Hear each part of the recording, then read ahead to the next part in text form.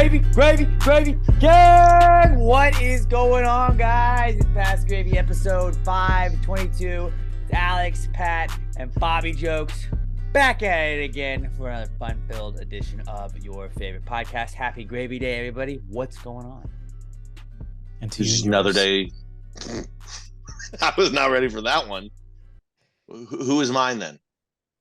We know who Alex's is. He's got Emma. What about me? To all your people living in that house. Oh, to Okay. you and yours? Okay. Yeah. I don't think you want to wish them good days. They suck. But a gravy day. It's a Gravy Day, though. Everyone should have a happy gravy day. That's right. true. Everybody should. Except for Hitler. If he was alive, he should not have a happy Gravy Day. We're very adamant about that on this podcast. Yeah, big anti-Hitler guys. No here. good days for Hitler. We don't ever want him to have a good day ever again. And I don't ever Larry want there to be Nasser, springtime in hit. Larry Germany for Nasser Hitler. shouldn't have a good Gravy Day either. We don't want him to have a good Gravy Day. I don't think he is. I don't think he's. I having a know, pretty but good I'm just gravy saying he shouldn't have a good Gravy Day. And that's a way we can take him out of the Comeback Kids segment. Robert, look at us. We just saved us 5 minutes right there. Saved Sweet. us 5 minutes. I saw somebody tweeted us. They're like, does Robert have y'all on like a pitch count right now? Y'all have been like running through these episodes. And I was like, no, I think we're just really trying to be conscious about rambling. Running Because through some them. people I had, think they've all been like 2 they're hours. still long. Yeah. Yeah, but they I think haven't been they're like 2 hours instead of 2.5 hours, maybe. Robert, you know there used to be ones where we would go 3.5. Those were like long ago though. We've gotten better. I mean, we're trying. That's We're what it is. We're trying. improving. We're trying to be precise. Don't Mhm. sass me, or I'll make this 3:15 like that. He'll just ramble. He'll just ramble.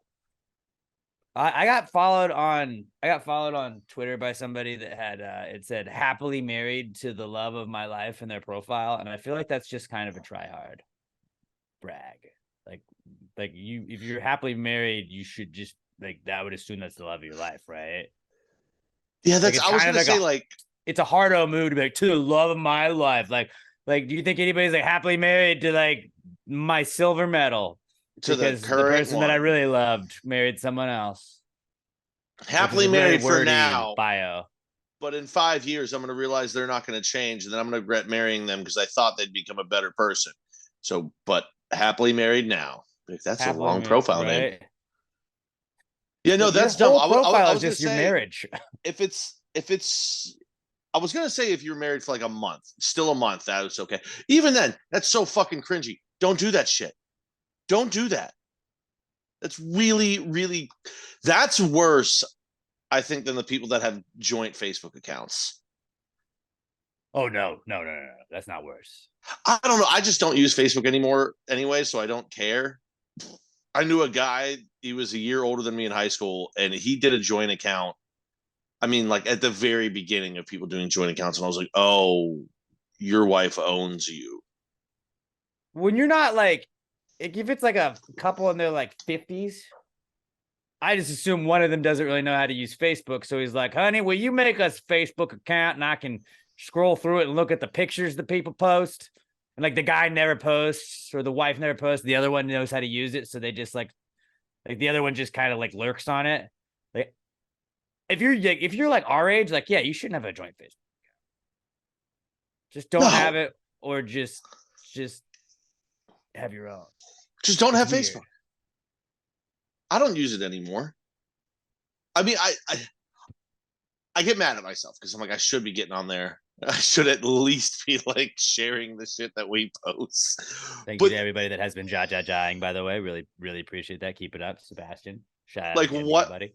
maybe once a week, I'll just randomly get on Facebook. I'll be like, oh yeah, and then I'll just like I 19 can of our tell. things in a row. It always notifies me. It's like Pat Dion. And I feel, but it's just like, I just don't even, my eye on my screen doesn't even get drawn to where Facebook is. I just don't see it anymore. It's just so out of the loop. That's why, like the other day, you told me like download Threads. I don't think I can do it. I don't think I can do it. We'll get to it. That's coming up. Okay, but That's coming I'll up. save for then. It's But coming back. I've already got too much. But just the love, like married happily to the love of my life. Like just say happily married. It seems extra. Like when, I don't think you have to write any of that. Well, it's like I feel like sometimes you're like, like you that's like like your husband or wife is like, you know, like that's who you hang out with all the time. Like that's what you got. I don't know. I feel like sometimes like people don't really have like a bio. They're like, I don't know what else to write. Happily See, married. that's It's like loving husband and father and son. And it's like, well, like, yeah, those are all just things that we are anyway. Like former child. I feel like the people that put that in their profile, it's like their significant other being like, you need to say that you're married so that girls aren't hitting you and blah blah blah. It's so foreign to me because I'm like, I hear it all the time, and I'm like, who the fuck actually uses social media to hook up? You just have the DMs balls closed. to X like, space. and that's a great because even to me, people are like, yeah, dude, I slid in the DMs. I'm like, just even doing that, be like DMing someone, be like, dude, you're fucking hot, that or whatever the And fuck. can't you turn seems DMs off? so goddamn. I'm pretty sure cringy you to me. can. I'm Well, pretty you sure you can. disable DMs. So it's like I just just do that. Like you need to be. I get a lot of dudes hitting on me, like which like I'm not saying you aren't, but it's like it just seems like you're like I get a lot of dick pics. that's crazy. I've always thought like I was people that like I was born in the wrong era. I've always been like, Retweets that's are not dumb. endorsements. That's another one. It's like what does that even mean? You can still get fired for retweeting shit. I've always thought I was born in the right era because I was like, hey, I get to have a childhood without technology. I'm a super lazy person, so like having it now is fucking sick. But when it comes to the way people like communicate and talk and hit on each other online, every bit about it just seems creepy and cringy to me, and I can't do it. It's all bad. Embrace it, dude. It's like dating apps I get, but like when it's through like Twitter and Instagram and like reply guys, like dudes that are just under there like you're fucking hot, like that. It's not gonna work, and you look like a total fucking creep. By the way, you comment you're hot under everyone, and then people click on your profile and it says happily married to the love of my life. Like, apparently, it's not that happy, buddy. You're being a real creepy douche right now. Loving husband, father, son, Bible verse. Though it makes me even madder though when I hear it works. They were like, "Oh my god, he Retweets was are not in my endorsements. DMs." I hate all of it. It's the only time where I think I was born in the wrong era. I should have been born in like 1920. I could have fought in World War II, come back with some serious mental fucking problems, like just been angry and shut down. But that's how I am anyway. And you just marry whoever fucking lives 3 doors down from you because that was your only option. You grow up and you have 50 kids and you just live together for 50 years. That sounds fucking great to me. I wish I could have that. Keep the love out of it. That's too much hassle. Born in the wrong generation. I want a family out of convenience, not love.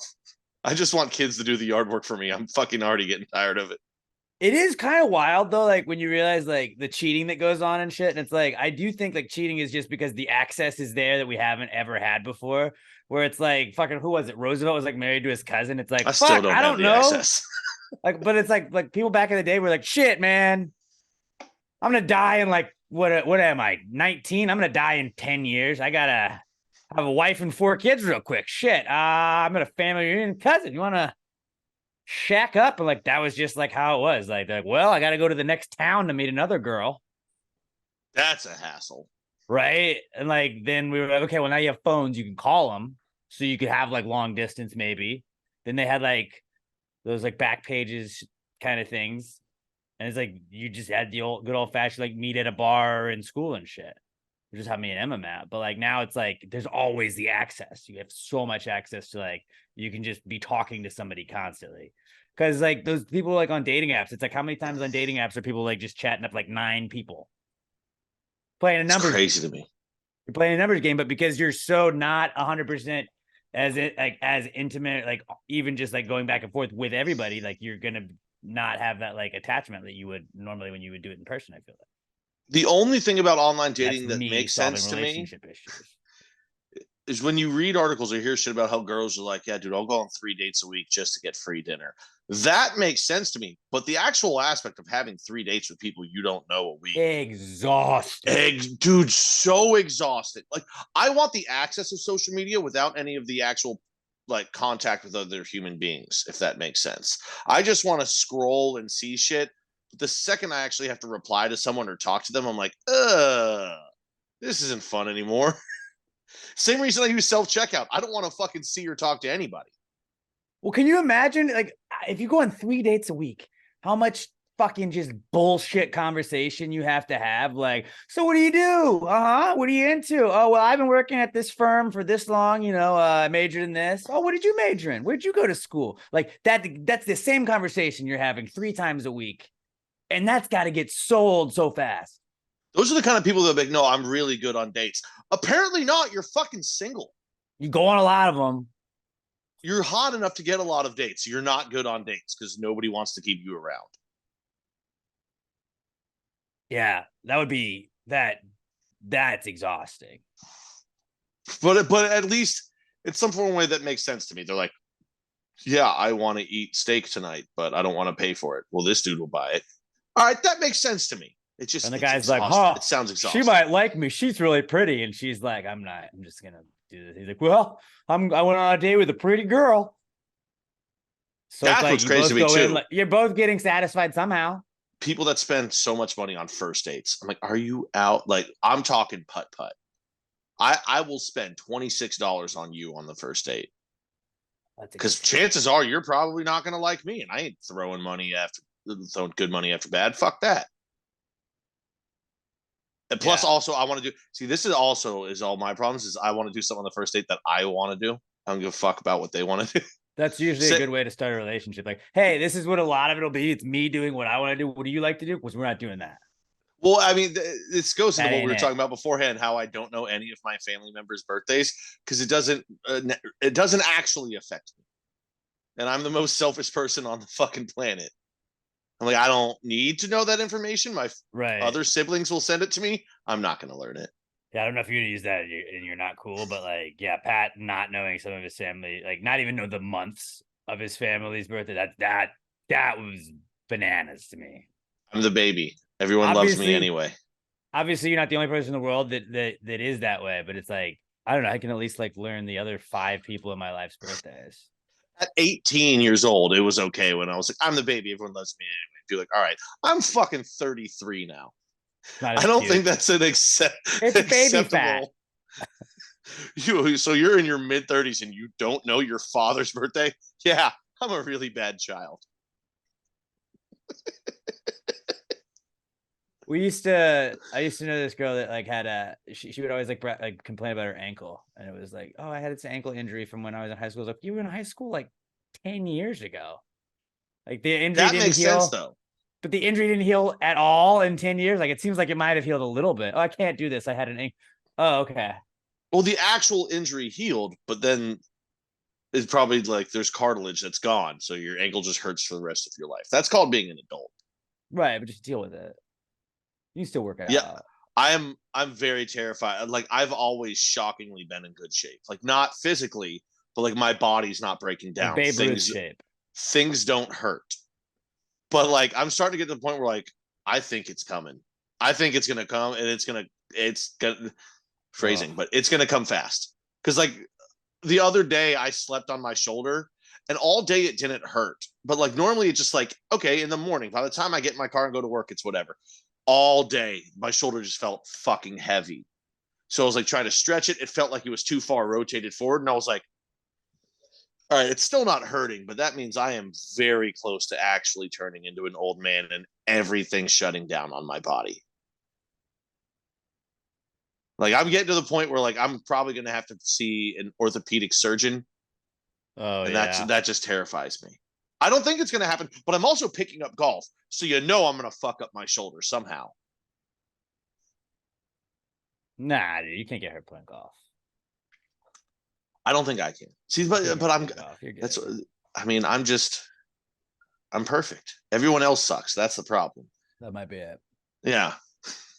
Okay, so my other thing I brought in some fucking ideas, boys. I brought in some ideas. I am running for mayor of Houston, and you guys know that like the mayor is supposed to fix a lot of the city's problems.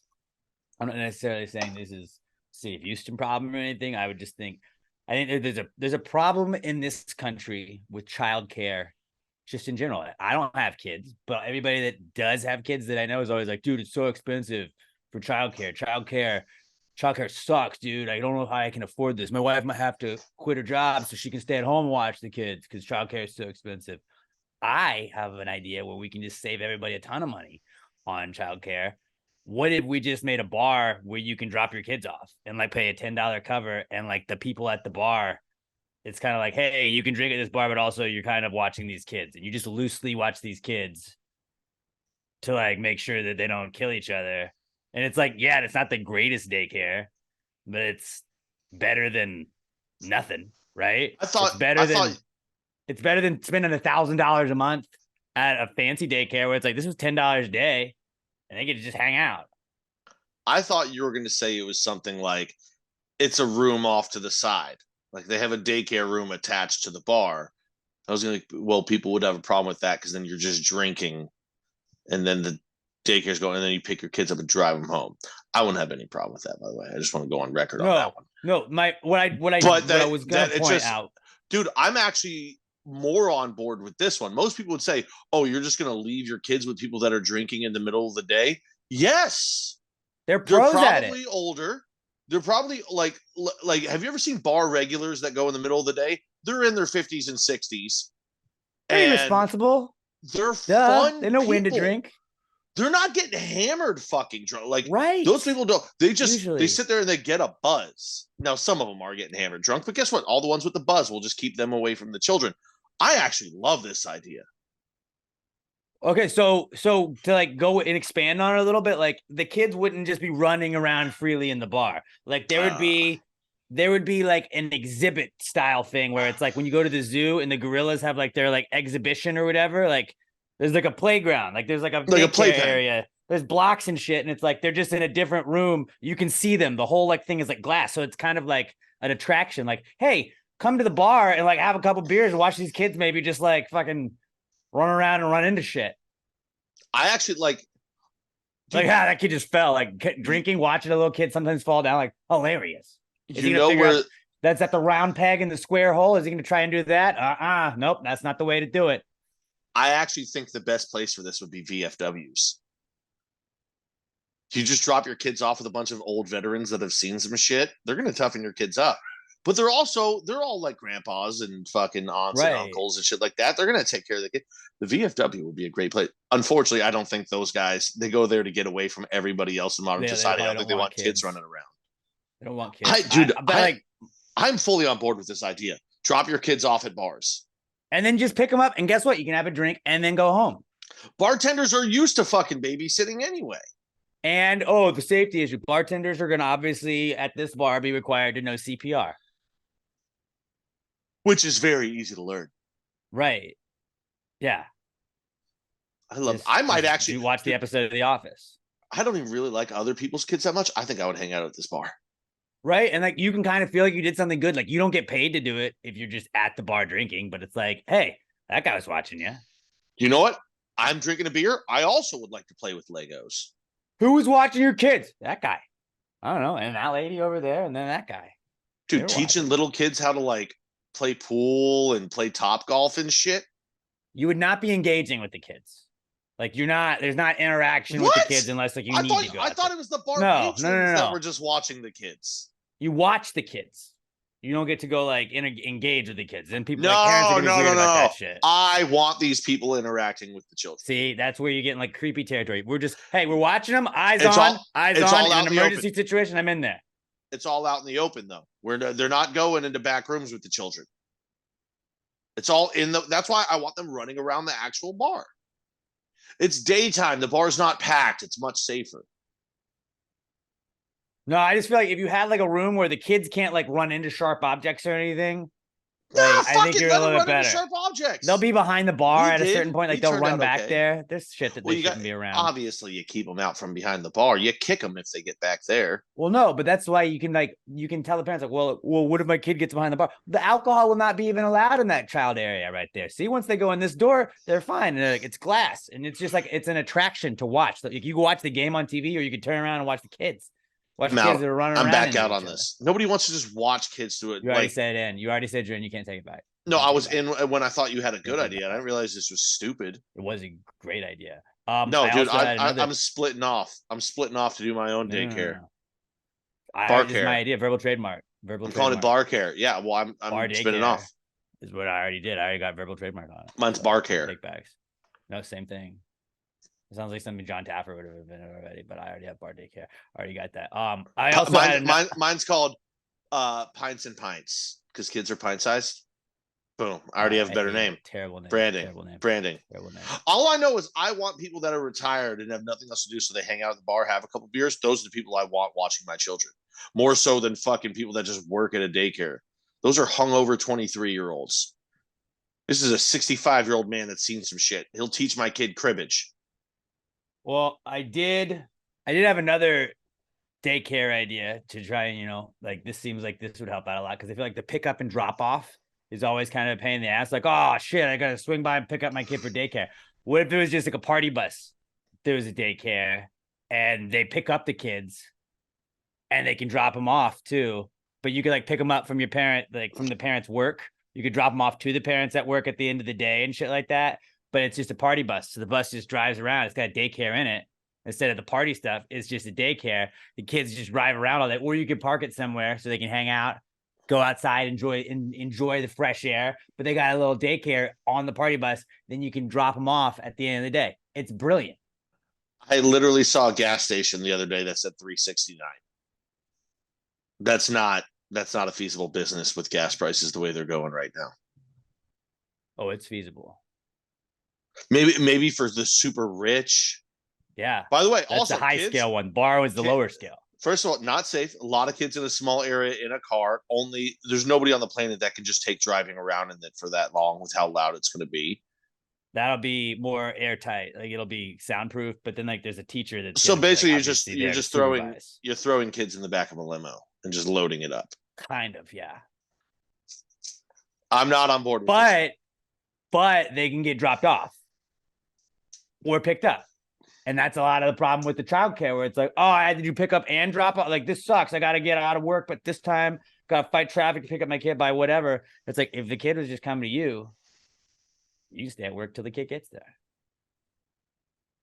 I mean, this is only if you're super rich and can afford to pay the gas surcharges that a company like this would charge. You just siphon gas. From who?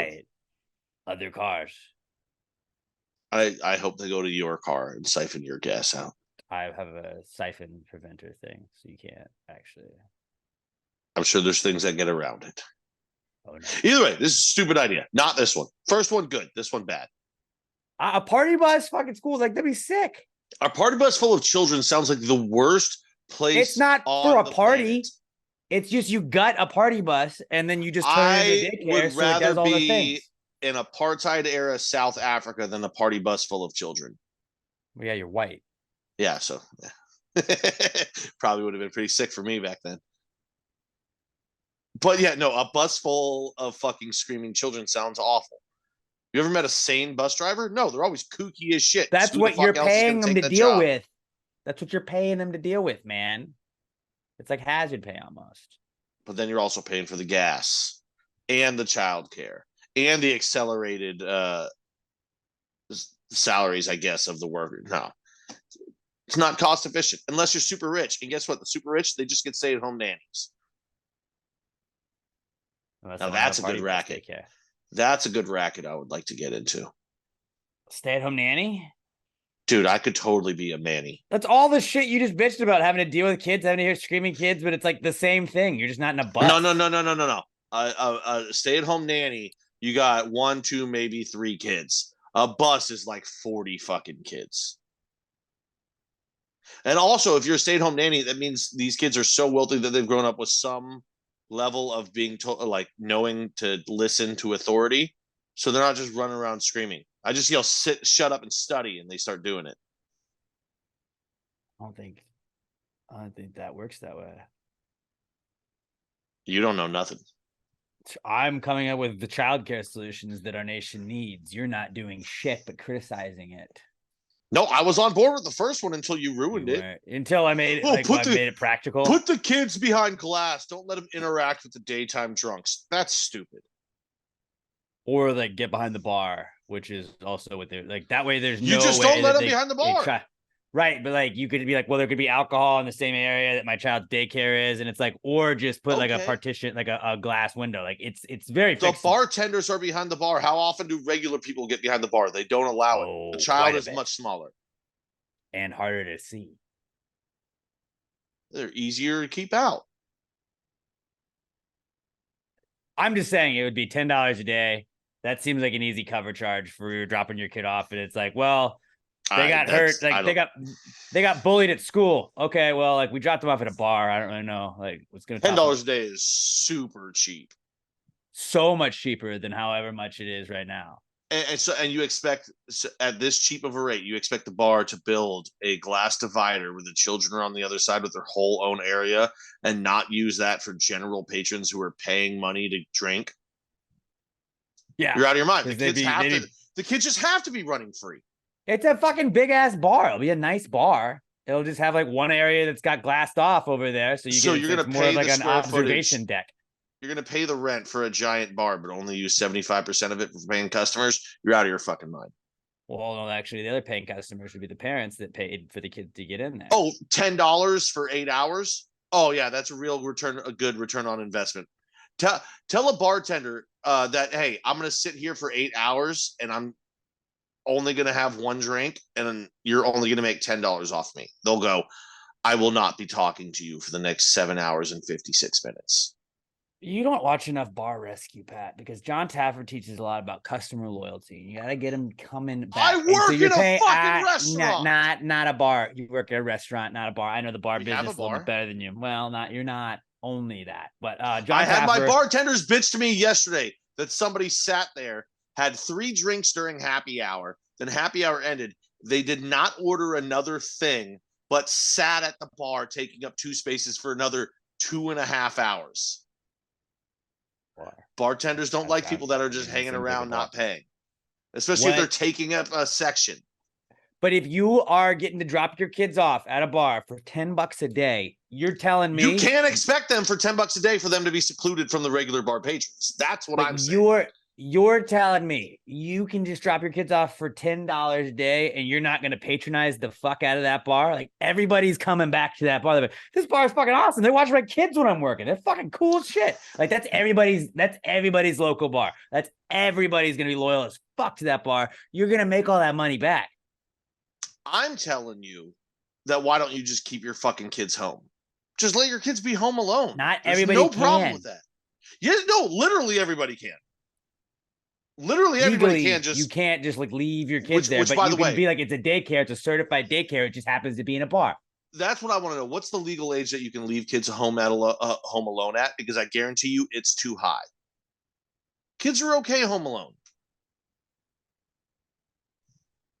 Like they are. They'll play with their toys. They'll fucking figure it out. They know how to make themselves a sandwich, or they'll figure it the fuck out. Kids are way more resilient than people let them believe them to be nowadays. Kids can be like if you're 6 years old, you can be home alone for 2 hours before your parent gets home from fucking work. You're fine after school, especially with how late children will not be now. mature enough. Most children will not be mature enough to manage being alone on a regular basis until they're about 10 or 11 years old. There's no law. That's bullshit. There's no law, but you can have child abandonment laws. You can have negligence. Dude, if your kid isn't old enough to be home alone until they're 11, that's negligent on you as a parent. That means you've done everything for that child their entire fucking life. Dude, if your kid can't be home alone for 2 hours at 6 years old, you're fucking crazy. Now, I might be a little young, but definitely by 8. Yeah.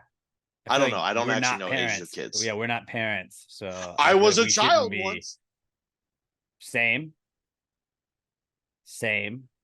I'm just throwing out solutions. How often this daycare crisis that you're shitting on right now, Pat, and you're trying to make more difficult than it is. How often do people's kids go in the other room and you don't hear from them for 2 hours? What's the difference of whether you're home or not at that point? They were okay for 2 hours. No, I'm not saying leave them at home for 10 hours a day by themselves. That's a little excessive. But they get home from school. You don't get home for another 2 hours. They'll be fucking fine. What about the summer, Pat? It's 8 hours, buddy. Oh, that you just tell them to hang out with other children outside. You let them outside in the morning. I'm gonna drop you off and you tell bar. them don't come back until the street lights are on and entertain yourself. I'm gonna drop you off at this bar. Just hang out here, kid. Also, that's why you have multiple children, so you just make the older ones watch the younger ones. Yeah, they have to get there first. Yeah, once they're 8, they can watch the 6-year-old. All right, what did you guys bring in for a pre-com segment? I've I've been playing a lot of Halo 1 with my brother because we realized that holy shit, we can play this online, and it was the only game he was ever good at. Hey, you know what happens when you don't play a video game for 14 years? You're not good at it anymore. Yeah. He sucks. He sucks so bad. I'll die and I'll look over at his screen and he's just firing. But like, you know how like you use the right stick to aim and you move with the left? He's just moving with the left, hoping that where his aimer is going to come across a person trying to shoot them. It's quite infuriating. Yeah. I would imagine. But like, I mean, I don't, it's like all those memes where it's like me getting older when you play with the kids that are just fucking sick. When I'm playing Fortnite with the boys, sometimes you just come across a squad, you're like, these kids are playing a lot more than us. And I just got to chalk it up to, I don't have all that time. Oh, yeah. No, oh, no. We've ran across some of them too. The other day we lost because the other team in Halo 1, what people don't realize is you could memorize where the spawn points are going to be. It wasn't randomized. It was like you're going to spawn here, then here, then here, then here, as long as it goes. So these dudes have just their gun train. We lost 50-3. I've never lost in a game of Halo like that in my life. We had 3. I had 1 kill. I've never done that poorly in my life. It was the craziest fucking game, but people just know how to like kind of hack the system. Yeah, no, and it's don't get me wrong, it's been great. It's bringing back a shit ton of nostalgia of playing this 20 years ago when it came out. Oh my god, I think it was like 20 years ago that Halo came out. Holy shit! But it's also it's not so much frustrating for me. It's frustrating for me for him that he's sitting there trying to shoot people in the head and he just can't even get a bullet within 8 feet of their face sometimes. As I used to be. When I ain't as good as I once was. But he sure as shit ain't as good once as he ever was because he still sucks ass. But he's getting there. He's learning. I've got him on the pro. I think what I'm going to do is he's been talking about it, but I'm going to download the Call of Duty World at the first zombie game where it first came out because that was one of the other like 3 games he ever played growing up and was good at. But he also doesn't want me to download it because it cost a whole $19.99, and he's the cheapest man in America. Well, how would you pay for it if you don't have a credit card or a card? I do. No, I do. And then he gives you his dude. It's the gold. same reason I put slices off a little bit of gold for you. He's got Diablo on the Xbox too. I did that. He plays that 14 hours a day because it was one of the 4 games he ever played. He really is like a child. You just got to give him things. See, right away, right there. My brother, he's at home 8 hours a day by himself. He's just playing video games. He's okay. Yeah, granted, he's 35, but you know, there's not that much of a difference between my brother and a 5-year-old. He needs his bottle. Slightly, a little bit. He's not cooking for himself. He needs a bottle. He gets cranky when he stays up too late. I mean, the similarities are striking. Okay. Leave your kids home alone. That's all I'm saying. No. Bar They're daycare. Fine. What about you, Robert? So earlier you guys talking about the love of my life thing, and I have been thinking about recently how long you could be called a bride/groom. And it kind of seems annoying that it could only be the day of.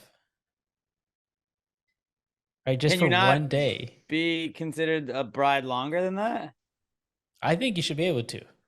I think the bride is the whole engagement. The groom is the day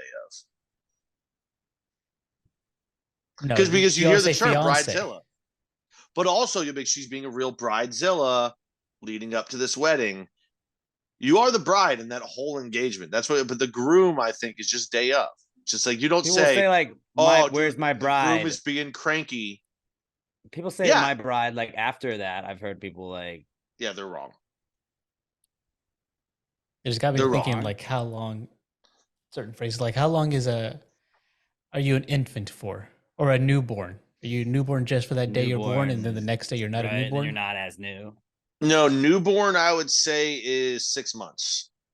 No. Newborn is until the next baby's born. Then you're not the new one. No, no. That's when you're the Seconds, baby. maybe. The baby. Newborn means you were the newest born. No, it means So- you were newly born in 6 Right, months. but you weren't as new as the last baby. So after there's another baby, You're I think not you're not a newborn. You're You're not an infant. comparing it to that baby. You're just comparing that baby You're just to a itself. baby. It is a newborn. I think it's 6 months for newborn. After One that, day. you're like, One day. it's infant until 2 or 3. When does a toddler? I think it's infant until 2, and then at 2 you become a toddler. Right? That sounds right. As somebody who's in the daycare business currently, I think that sure. But newborn, you get one day. No, that's absurd. My friend just had a baby this past weekend, and so I need to tell him like, yo, not a newborn anymore. Tell that toddler to get a job. Yeah. So can you talk yet? See, I think you could. It's been those 4 days. Can't you talk? Jeez.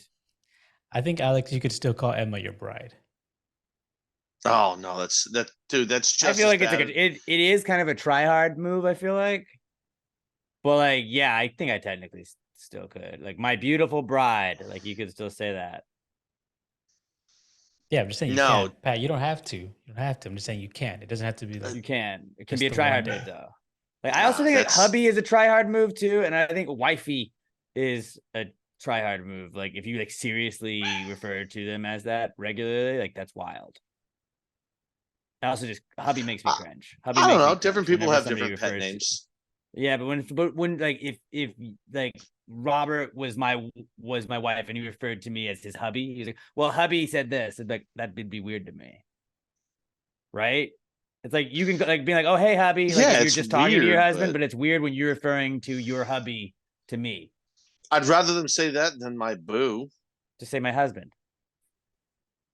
Yeah, My no, wife. that's better. It's very easy. Especially because when you say my wife, you get to go, my wife. Oh, that's my favorite part. That's my favorite. It's the Like, I always best. felt weird with like when Emma and I were engaged, it was like, do I say fiance? And I felt like I was very late in Yes. the game on my fiance as opposed to my girlfriend, because she was also my girlfriend. No, at that point, she's your fiance. But it's like it was like braggadocious. Like, this is my fiance, by the way. We're engaged. Like, this is my girlfriend. We're engaged. Just like now, you wouldn't call her your girlfriend. She's your wife. She's my ex-girlfriend. There you go. Technically. But yeah, how did we get here? Robert was asking us how long you can be a newborn and how long you can refer to somebody as a bride and a groom. That's what it was, bride and groom. Yeah, no, bride during the engagement, groom day of. That's it. I do think you are a groom and a bride, but you were now. Like, now I was a groom. I don't know if I still am a groom. I was a groomsman for my buddy's wedding. I am no longer. Right. I don't get to keep going. Yeah, make dude, sense, I'm a Robert? groomsman. When? A year and a half ago. Once a Think you're still a groomsman, bride? always a groomsman. Okay. It's like Vegas. Pretty much.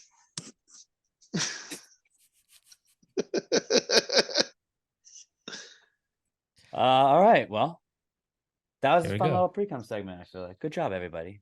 Good job, everybody. Let's move on to the Comeback Kid segment, where we tell you what's back in the news according to us this week. It's brought to you by littlemshop.com, the best air fresheners on the planet. I promise you, you don't want to drive around with those stupid little fucking trees on your rearview mirror. You want to go get you a little air freshener. They look better, they got cool designs, and they smell a lot better. They also last forever. Not legally, not forever, but like they last a lot longer than those stupid trees. If you want to do the little test thing, like whatever you got, like if you go bought a brand new one, buy a little stupid little tree and then buy a little air shop or a little air freshener and put them together, like just set them out. I guarantee the little M will last a lot longer than that dumb little tree. That's why you got to keep buying all those trees. That's why you see those people with like their cars, they'll have like 15 trees because you got to buy them like every 2 weeks because they go bad. They suck. They just burn out real quick. Little air fresheners, long lasting, they're strong, they're effective, and they cover up all those odors. You cannot go wrong with a little air freshener. Mine have lasted so long that when I replace them, I bought so many at once that the elastic doesn't work because the other ones lasted so long just that like the heat melted my elastic. Yeah. The heat can melt the elastic down. It can't. It won't. It didn't. It was still up on his rearview mirror, but it didn't get rid of that smell. The heat can't get rid of that smell. It can on those dumb little trees. So don't be like those people driving around with those trees. Get your little air freshener. You spend $10 or more, orders of $10 or more, you get free shipping. And if you use our promo code PTG69 at checkout, you're gonna get 10% off your order. So you get 10% off your order and free shipping when you spend $10 or more and you use the promo code PTG69 at littlemshop.com. That's littlemshop.com. Give them a follow on Twitter and Instagram. On Twitter, they're at littleem tweets, and on Instagram, they are at littlemshop. Let them know you're supporting the people supporting the podcast. littlemshop.com, promo code PTG69 for 10% off your order at littlemshop.com. That's littlemshop.com, the official sponsor of the Comeback Kids segment. It's the Comeback Kid. The Comeback Kid of the week. The Comeback Kid of the week. Bitch. All right, our first comeback kid this week. Kind of talked about it a little bit earlier, but it's Threads, because Threads blew up the internet last week. I feel like it was the day after we did the podcast. Was like, oh, yo, you got the Threads? You on Threads, bro? Whoa, you got that Threads account going yet? And our company was like, get it now. Everybody's doing it. Get it. And I got it. And it's just Twitter. It's like white Twitter. No, it's not. No, it's like white Twitter, because I don't know if you have like do you have the night vision on your Twitter account? Nope. See, because I like my background on my Twitter is black, but on Threads it's white, and it's like, oh, it's just like Twitter without the like black background. It's not, though. It's not, because someone could just be able just say the dumbest shit ever, and you try and reply, that was fucking stupid, you suck, and they're like, that's hateful, you're off of Threads. Why would you ever say it? It's trying to become a platform that's like Twitter, where everyone can say anything, and all you're allowed to do is gas everybody up. It's like that episode of South Park when Cartman made Butters go through all of his online comments and print off only the good ones. I'm sorry, you don't get only the good things in life. That's not how this works. You can't. That's the worst social media platform of all time. That's like, oh, it does everything that Twitter does, but if you're mean, we kick you off. Well, it's like, well, no, dude, what's the fucking point? Do you not understand what the internet is? Like, we try and gas everybody up, and then we do it for a second, and then we turn really toxic towards whatever it is. And if we don't like something, we shit all over it. And we have to do that all in the span of like, it's like a wave. It's like, I love this thing. I love this thing. I hate this thing. I hate this thing. I'm going to bash this thing. I'm going to bash this thing. Now I kind of like the redemption arc this thing's going on, and I love it again, but now I hate it again. So I'm going to shit on it again. It's like, that's what the internet is. If you give us the ability to comment, we're going to get toxic at a certain point, and you just got to kind of let us. And that's why I always have said Twitter was my favorite of all the social apps, because it's like, I get it. It's a cesspool of just like garbage and toxicity and meanness and bad stuff, but it's also pretty funny a lot of times, because like sometimes the mean jokes are funny, and it's like, I get it. Bullying is bad. People get bullied on it, but it's like, bro, like you don't have to have a Twitter account. Most bullying is not bad. Have a Threads account, but like a lot of times I feel like it's just like, you don't have to have that account, but everybody else has that account. I get the right to have that. It's like, you do have the right to have that, but you also don't have to have that. I also heard someone say that if you delete your Threads now, it deletes your Instagram. Like once you download Threads, you have to have Threads. Right. So you do have to technically, but you don't have to participate in it. Like you can delete the app and it doesn't do anything. So you're just going to have the Threads app, and it's like, okay, cool. That seems like false advertising to anyone trying to invest in the app. It's like, oh, no, we've got 30 million people that are on here. Okay, but you've got a 200,000 person active database because everyone used it for 3 days, realized it sucked fucking. It's literally just brands. It's like Wendy's. Like, who else is out here? And then Popeyes will be like, it's we're people here just trying too. to go viral, because it's kind of like the early days of Twitter, but not as like it's without trying the to be like more viral. Polite. Yeah, they're trying to go only positive viral, and that's one of the best things about Twitter is when someone goes viral for saying the dumbest shit you've ever heard, and they go viral because everybody is dunking on them. And you're like, look at this dude. Look at this dude. Like, I love that. But like also Threads, just to me, as somebody that really was hesitant to get a TikTok, because I was like, we already post the same shit. Like you post a lot of the same shit you do to Facebook, to Instagram, that you also post to Twitter, that now we also post to TikTok, and now we also got to post it to Threads. That's 5 things. And it's like, everybody does the same shit. And like, I think a lot of times people follow people on Instagram for pictures and didn't really give a shit about what they thought, not pointing anybody out specifically, but it's like, we followed you so we could look at stuff. And then I don't really need your like take on like politics or anything else or your top 10 list. But like, I get that. Nobody's asking for my top 10 list when I put stupid top 10 lists out. But like, it's just like, the one thing I will say I liked about it though was like, I did like that since it was Instagram, which made it so much easier to do because I didn't have to go create an account. I was just like, oh, I got an Instagram. Yeah, link it to here. And so then it just gave like pass the gravy, bro.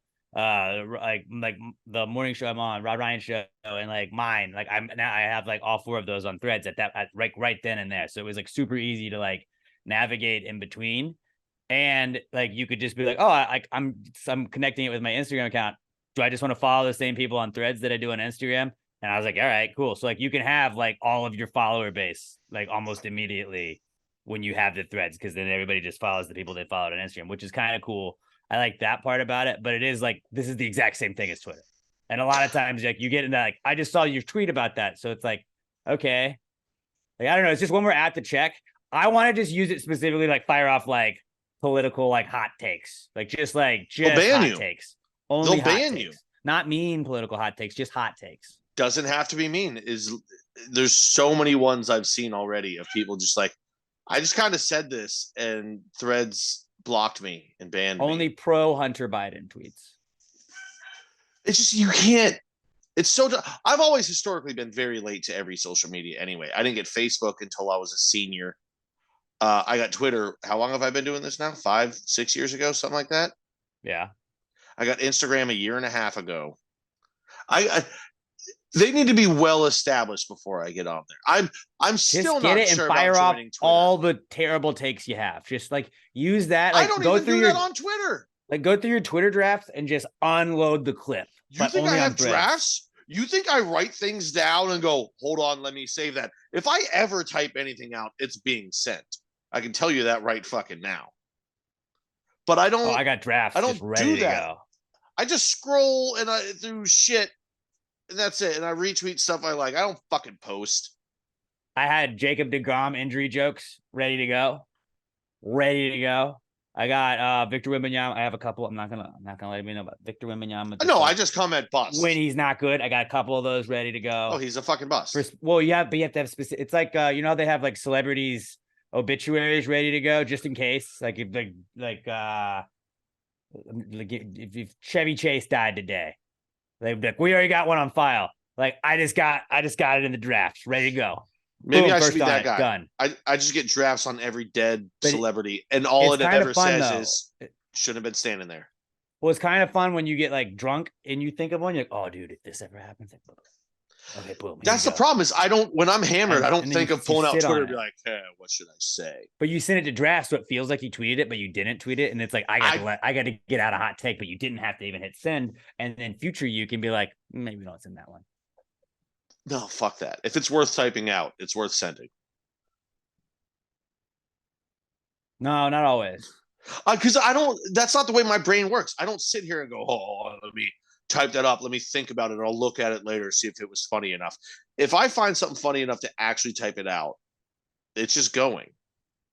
That's just part of it. I got some. Maybe one day we'll do like a one-off segment where it's just Alex's drafts, and I just read like my fiery takes I have in the drafts on my Twitter. Why don't you read us one right now? I'm not gonna read them. No. That'll be no, we'll not make all it of its them. own segment. We'll Just make it its own one. segment. We'll Give make us a it taste. its own segment. All right, here's a draft. A lot Alex of them is a have pussy really that been. won't say his drafts. That's my. You know, I'm not even gonna draft that. I'm just gonna tweet that. There we go. A lot of them have just been like memes where if you've seen the bear, you have cousin in just a shirt and then cousin in a suit, and it's like bad, good. Been doing those a lot. That's a little bit. Those are pretty like, good. That's why I have like 7 or 8 of those. So like I don't want to just like scroll through that and just. I want to pick the best ones. I'll filter through them, pick some fiery ones. Oh, I'm flaming you in a tweet right now. You better not. Go to Threads to see my fieriest takes. And then also Threads is just lists. It's just lists. It was like, all right, let's get your top 5 of this. Who remembers this old thing? That's what we'll start doing. I'll just start being like, who remembers these? And it'll just be a phone. Hey, did y'all know Alex Middleton is a pussy who won't read his drafts? What kind of a douche even has drafts? Just press send, you bitch. There you go. There you go. I typed it out, so I sent it. That's how life should be. Fine. Say it with your chest. I will say it with my chest when I hit send. Apparently not. Sometimes you have to have the takes ready to go, dude. Sometimes you have to have the takes. All my takes are off the cuff. Sometimes That's why so often you never heard of squatting on a take. Sometimes you just got to squat on a take, and when it comes to you, boom, go. Oh, I will squat on a take, but I'm going to tell everyone that that's my take. That's what squatting on a take is you go, you know what? I may be wrong, but this is my take, and I'm going to defend it. That's squatting on a take. Squatting on a take is not going, I think I like him, but let me just hold on to that thought for a couple of weeks while I think it over. Squatting on it. Well, sometimes it's like it's only specific situations, like the Jacob deGrom one, the Victor Wembanyama ones. Obviously, I can only fire those off in certain situations. But the deGrom one, the injury's going to come, so it doesn't matter. Well, yeah, I knew it was going to happen. And they're all unoriginal, so there's no point of even keeping in drafts because it's just there's going to be 800 other people that say it. Sometimes they're Photoshops or memes that you made. Okay, well, that is okay. If you had to put work into it. Like, you actually worked. You put that but you send it in the draft, so you just sit on it. So like, oh, that picture is going to be really funny when this happens, if it happens. I don't know. So yeah, Threads back. Everybody's got it. Back. Threads done. No, they're here. That's the thing. No, that one's not going to last. I'm only gonna let's just use Past the Gravy's Twitter to just fire off nostalgic stuff, but it's just like very obvious. Like, who had one of these growing up? And it's just a rock. In 6 to 8 months, Threads is going to have to change their complete rules of service. The way they've been kicking people off or just saying stuff, and they're like, "Oh, nobody's using this anymore because we keep just kicking people off for being mean." No, it's the same shit as Facebook and Instagram, though. It's like the same rules. I feel like I don't really use either of those either. It's just Twitter has no rules, so like people realize like, oh, there are rules. That's why it's the best. Right. I think that, but other people were like, no, this will be better. This will be better than that. Pussies will. Pussies will think it's better. I know. Ron Perlman, who should be a tough guy and is the biggest pussy of all time, is like, I'm going to Threads because it's a nicer environment. You need to explain it. You constantly. To a lot of people. Oh, Ron Perlman. He's from Sons of Anarchy. He also played Hellboy. Okay. He's a big guy, big intimidating guy, and likes to talk shit about people online. But the second people are mean to him, he's like, I'm going to Threads. It's a much nicer environment. Stop being a pussy. Like he was Usher. I mean, Ron Perlman's a pretty big fucking actor. Not everybody knew. You trust me, you're definitely right on this one. I did just assume everyone would know. Most people won't, but it was just an example. Speaking of drafts, Victor Wembanyama also a comeback kid because trash bus garbage. What's back this week about him? Victor Wembanyama not being a good guy. Maybe he's a good guy at basketball right now, but not a good guy in general because he basically told his goons to just assault Britney Spears. He was probably like, hey, you see Britney Spears coming up? I want you to just slap the fuck out of her. And I mean, I get that we all did fly off the handle a little bit the day of. I think this happened last Thursday. And it was like, wow, what a bad dude. And then Friday video came out and maybe Britney Spears was trying to like grab his back to ask for a picture. And his security guard just kind of like was like, don't touch him. And then she kind of hit herself in the face. But fuck Victor Wembanyama. He didn't go to the Rockets. So we hate him. So ipso facto, he told them to attack Britney Spears. So we're on Team Britney. Oh, the Britney stans just destroyed him for the next. Loved it. Watching Britney Spears stan accounts tweet out videos of Wembanyama missing shots is the funniest cross section of the internet that I never thought would happen in my life. It was like, remember that time I was like, did K-pop kill the rodeo? And I did a podcast for 3 hours and then edited the podcast a couple more hours and then did all the other stuff. And then I checked my Twitter and was like, why do I have a billion notifications? And it was just K-pop fans being really mean to me and like making fun of my gap in my teeth and like my eyes and my nose and just every mean thing they could say. And it was like, that was what the Britney stands did. And I was like, I kind of do like it when it's on the other side. Kind of do like it when the shoes turn around. Oh, it's and I definitely also funny. I got caught up in it because I became a Britney stan for there was probably a good hour. I just sat, and anytime anybody would bash Britney Spears, I would just post the GIF, the leave Britney alone.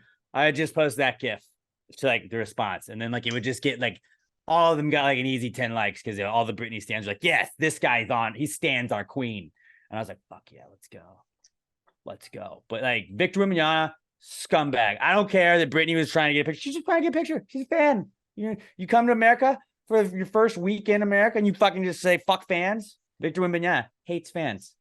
Fun fact about him, hates them. Also, he must be cheap because he definitely hired shitty security. You've got all that money and you can't hire security that can just see this girl running up behind you. Your security doesn't do anything until the hand is literally on your back.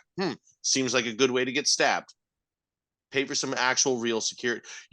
Did you see that video? I think it was going around this morning, of the Taylor Swift security guard as she's walking through the tunnel, and his eyes are just bouncing back and forth like a fucking ping pong ball, scanning the crowd. Meanwhile, Victor's guys are just walking with him like nothing's going on. And he's like the most advertisable, like giant human being ever. And it's like, you might as well walk around with like one of those wacky, wild, inflatable tube man guys that they have at like the car lots, because it's just like, he's a fucking giant. There's no way you can't see him. And then how do you not have anybody in your security detail know who Britney Spears is? And they said they didn't know who Britney Spears is. How do you not know who Britney Spears is? Fuck you. You're walking through, what were they, in a casino or wherever the fuck they were, and nobody's looking backwards. You're in a crowded area, you're running security, and nobody is checking over your shoulder. A lot of security to not be watching his six. I mean France, historically not great at defense. France is historically poor at defense, to be fair. Yeah, so the only good defense if they were French guys. It was just Rudy Gobert. That's it. That's all they've ever had. They were really better at offense because he wasn't good at defending himself against COVID. Oh, well, no, he went on offense with COVID. He gave the entire league COVID. On COVID. Terribly defensive, though. Maybe he wasn't trying to play defense. Maybe, but he was trying to play defense against COVID. Once he got it, he won that battle. He beat COVID. But just like, still got. What was it? He was still occupied by COVID. I don't even think he ever got sick from it. I think he was one of the people that was like, yeah, sorry I gave it to everyone, but I have no symptoms. I just got quarantined for 2 weeks. Shut down the league.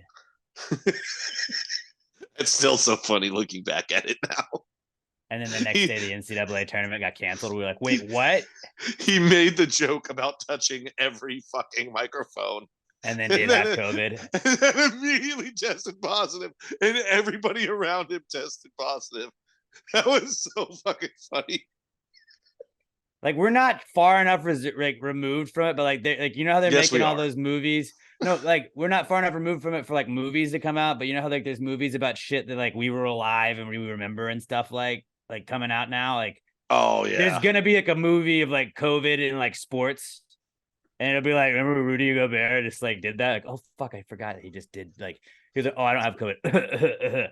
And he like coughed all over the mic and then got everybody like that is gonna be looked back at and be like, oh shit, that did happen. Yeah. LeBron's like, I'm not gonna ever play without fans. Fucking played all. That's why his title doesn't count. Side note right now, I can't wait for Not Cool. I've got an ongoing Not Cool going on right now. I'm gonna lose my fucking mind. Okay. There's a little foreshadowing right there. Little teaser right there. But yeah, Victor Wembanyama not being good, whether it be as a person or a ball player. Complete bust. Huge bust. What a scumbag. Bust as a man, bust as a person. I did get a good reply, a good thread that I had was when they were like, oh, Victor Wembanyama, how many points do you think he'll have in his second NBA Summer League game, which he had less points than Amen Thompson in his first. But I was like, I don't know. Better question is how many times will he get his goons to assault another celebrity? Over under 2.5. Got some love for that one too, but still, like, fuck Victor Wembanyama. We are as anti-Victor as we could be. Fuck him. Oh, I was anti-Victor since the draft when the Rockets got announced fourth and he fist pumped. Like, oh, I don't want to go there. Yeah, not like the Rockets are known for having a international center that became a Hall of Famer. Fuck you, dude. Who's the most skilled big man in the history of the league? Also comeback kid this week is Dingers. Dingers are back because the home run derby was this week, and also as well as Dingers is father-son comparisons. Because Robert, I don't know if you know this, because Vladimir Guerrero Jr.'s dad also won the home run derby. Did you know that when he was a kid, he was a lot smaller than he is now, and his dad picked him up and had him on his shoulders? What? He was smaller than he is now. Now, this was 16 years ago, Robert, but he was smaller than he is now 16 years later. Did you know that? That's shocking information. How crazy is that? I I'm thought he just had speechless. that absolute wagon of an ass even as a child. I'm shocked to learn that he didn't. It was becoming remember the Juan Soto was only 20 years old. And then Cody Bellinger played in the Little League World Series. It was getting borderline that during the home run derby. And I watched a lot of the home run derby with the sound off, but it was like having the sound on, be like, well, Vlad Guerrero back when he was with the Angels, this is some highlights of him. And it was like, we get it, dude. This is the 15th time. Like he's already done 2 other rounds. Like we know this part. Do people Which is still great story, watch? but like the home run derby? Yeah. I had it on the whole time. I mean, I I had it muted for most of it. I was at work when it was on, but I got Wow. to tell you, I didn't even try and turn around and look at this. Oh my God. When Chris Berman was off of it, it just lost a lot of its luster because like No, I get that he didn't really have to give a lot of commentary besides saying back, gone. That's back, back. It was like I just want that. It's not visually pleasing to watch anymore because they swing the bat, you see the ball start going, and before you even see it land, the next pitch is coming in. They fucked up the format so bad. It needs to go back. The reason they changed it is because you got 10 swings, and that's what it was. And guys were taking 10 pitches, and it made it drag on forever. Fuck that. Do you remember the magic? That was awesome. Bro, do you remember the magic of Fenway, Mark McGwire versus not fucking Barry Bonds, Sammy Sosa, when they're just mashing balls over the monster down to Lansdowne Street and just fucking crush them? Do you remember the majesty of Josh Hamilton on his comeback tour from drugs and alcohol and him hitting, 27 bombs in the first round, just putting on an absolute fucking show, watching those balls fly deep into the night and back. God! They don't do it anymore because the next pitch is already coming in. The time clock is the dumbest shit they've ever done. Go back to 10 pitches, give them 3 takes, so that they're forced to swing the bat, so they're not just sit there looking. 3 takes plus a timeout. Now they're like, oh, no, you get 1 minute and 30 seconds. But if you hit 2 balls over 440, you get an extra 30. But then also, if you hit a line drive that banks off a kid's head, you get 15 more. And then we got the golden ball, which counts as extra. Dude, fuck that. 10 swings. 10 swings. It was a perfect, it was a beautiful thing. All you have to do to get rid of the slow shit was give them 3 takes, and the home run derby is still perfect. Now it's like, oh, Adley Rutschman hit 27 home runs, and then he had his bonus time, so he switched sides at the plate, and he hit 5 more, which is an amazing feat. Oh, but he still lost in the first round because the other guy had even more bonus time than him. It's so fucking dumb. Just line up. You have to give everybody play the somebody. Same thing. The fact that it's in a bracket, it's like just make it like everybody goes. The top 4 home run totals move on to the next round. Yes. Do it again. Top 2 move on to the next round. I don't give a fuck if it's Adley Rutschman against Randy or Rosarina. I don't care. I don't want it to be 1v1. I want it to be fucking hit bombs. Hit fucking bombs. Well, the opening round, yeah, everybody top 4 advance. And then then you just if you hit the top 2 advance, and then it's 1v1. Do it. It's the home run derby, not the like beat the other guy derby. Because there were like 3 guys last night or 3 guys this week that would have gone on to the next round if they hadn't been facing the person they faced. There still has to be rounds. Right. But, so you go 8 to 4 to 2, and it's just top numbers. Like whoever has the most in each round. I'm actually fine with doing man v man as long as you go to 10 swings. But your way is better, the way it used to be. And this isn't just us being old guys yelling at crowds. They nailed the format. They changed it up because one year everybody was taking too many pitches. And it's just been shit ever since. I haven't watched the home run derby in like 8 years. What about you, Robert? When's the last time you actually sat down and watched the home run derby? I typically don't because it's on cable, and so I just don't. Oh god damn it! I forgot you're one of those. Yeah. If it was like on regular network TV, sure I would watch it. It's just not visually pleasing anymore because the guys have to swing as hard as they can and then reload and immediately do it. No, I don't want that. I want them to get a breath in between each pitch because I want every single home run to be 475 feet. I think There's it's fun nothing. the way it is. I watch people hit No, it dingers sucks. You just sound anytime. you just sound like a dinosaur right now. You do. I get You that. do. But like, I do think, like, do you not get what we mean? But it's like, make it simple. Like remember a couple years ago in the All-Star game and the NBA was like, we're going to honor Kobe Bryant and you're going to try and hit this number each quarter. And it was like, I don't want to have to figure out how the game works. All right. I don't want to have to figure this out. I want to be able to turn it on and be like, huh, he has the second most home runs. He's in the next round. He has the third most home runs. That means if this guy hits more than that, like, was there anything cooler than like when it was just the 8 and you would see who was fourth and you're like, oh, dude, that guy's not gonna be fourth for long. That guy's going down to fifth. That guy ain't gonna make it. He only hit 8. No chance that guy's doing it. Like that was always fun to just watch like who's gonna drop. And then sometimes guys could kind of coast because they got to that sweet number and you could kind of just chill. But like it's a lot to think about, like what you were saying with like how much bonus time did this guy get because he hit it this distance and he hit the gold ball and he hit it the first one or whatever it was, and then he's facing this guy. Like I don't want to have to think about that. If you turn it on or you walked into a bar, you're like, who's winning the home run? Who's he fucking facing? I've got like there's I want to be able to turn it on and be like home run. Like I just want to watch dingers, and it's like that's the most purest part of the home run derby, and I just liked watching like it was all night. That was the cool part. And it's like, I get like they're trying to speed up baseball, but it's like, let him fucking just swing the fuck out of that ball, dude. I've got another Not hot that, take not to the go ball. with this also. West Coast teams should not get the All-Star game because It was a 7:00 start. for us, but I don't have a problem with I have a problem with during the home run derby when it's still daytime outside. Because there is just a majestic quality of watching a ball get launched into the night and you just see it disappear into the darkness. And the ball is just, you hit a deep ball into the fucking daytime sun. There's nothing majestic about Hitting that. into like mountains. That was kind of cool. Not really, because you weren't. If the ball goes up in the air, all you see is the fucking sky and the lights. They showed enough of the mountains. They did. And don't get me wrong. It's a beautiful stadium. But when I watched the home run derby, I want it to be 99, McGuire and Sosa hitting bombs that just disappear into the night Like until the the good old outside camera catches it landing outside of the stadium. Like, okay, let me ask you this. You see a bomb. Damn it, this doesn't work because it's McCovey Cove in San Francisco. I don't give a shit if the start time is 9:00 in Houston. If this All-Star game is in San Francisco, that home run derby better be at night.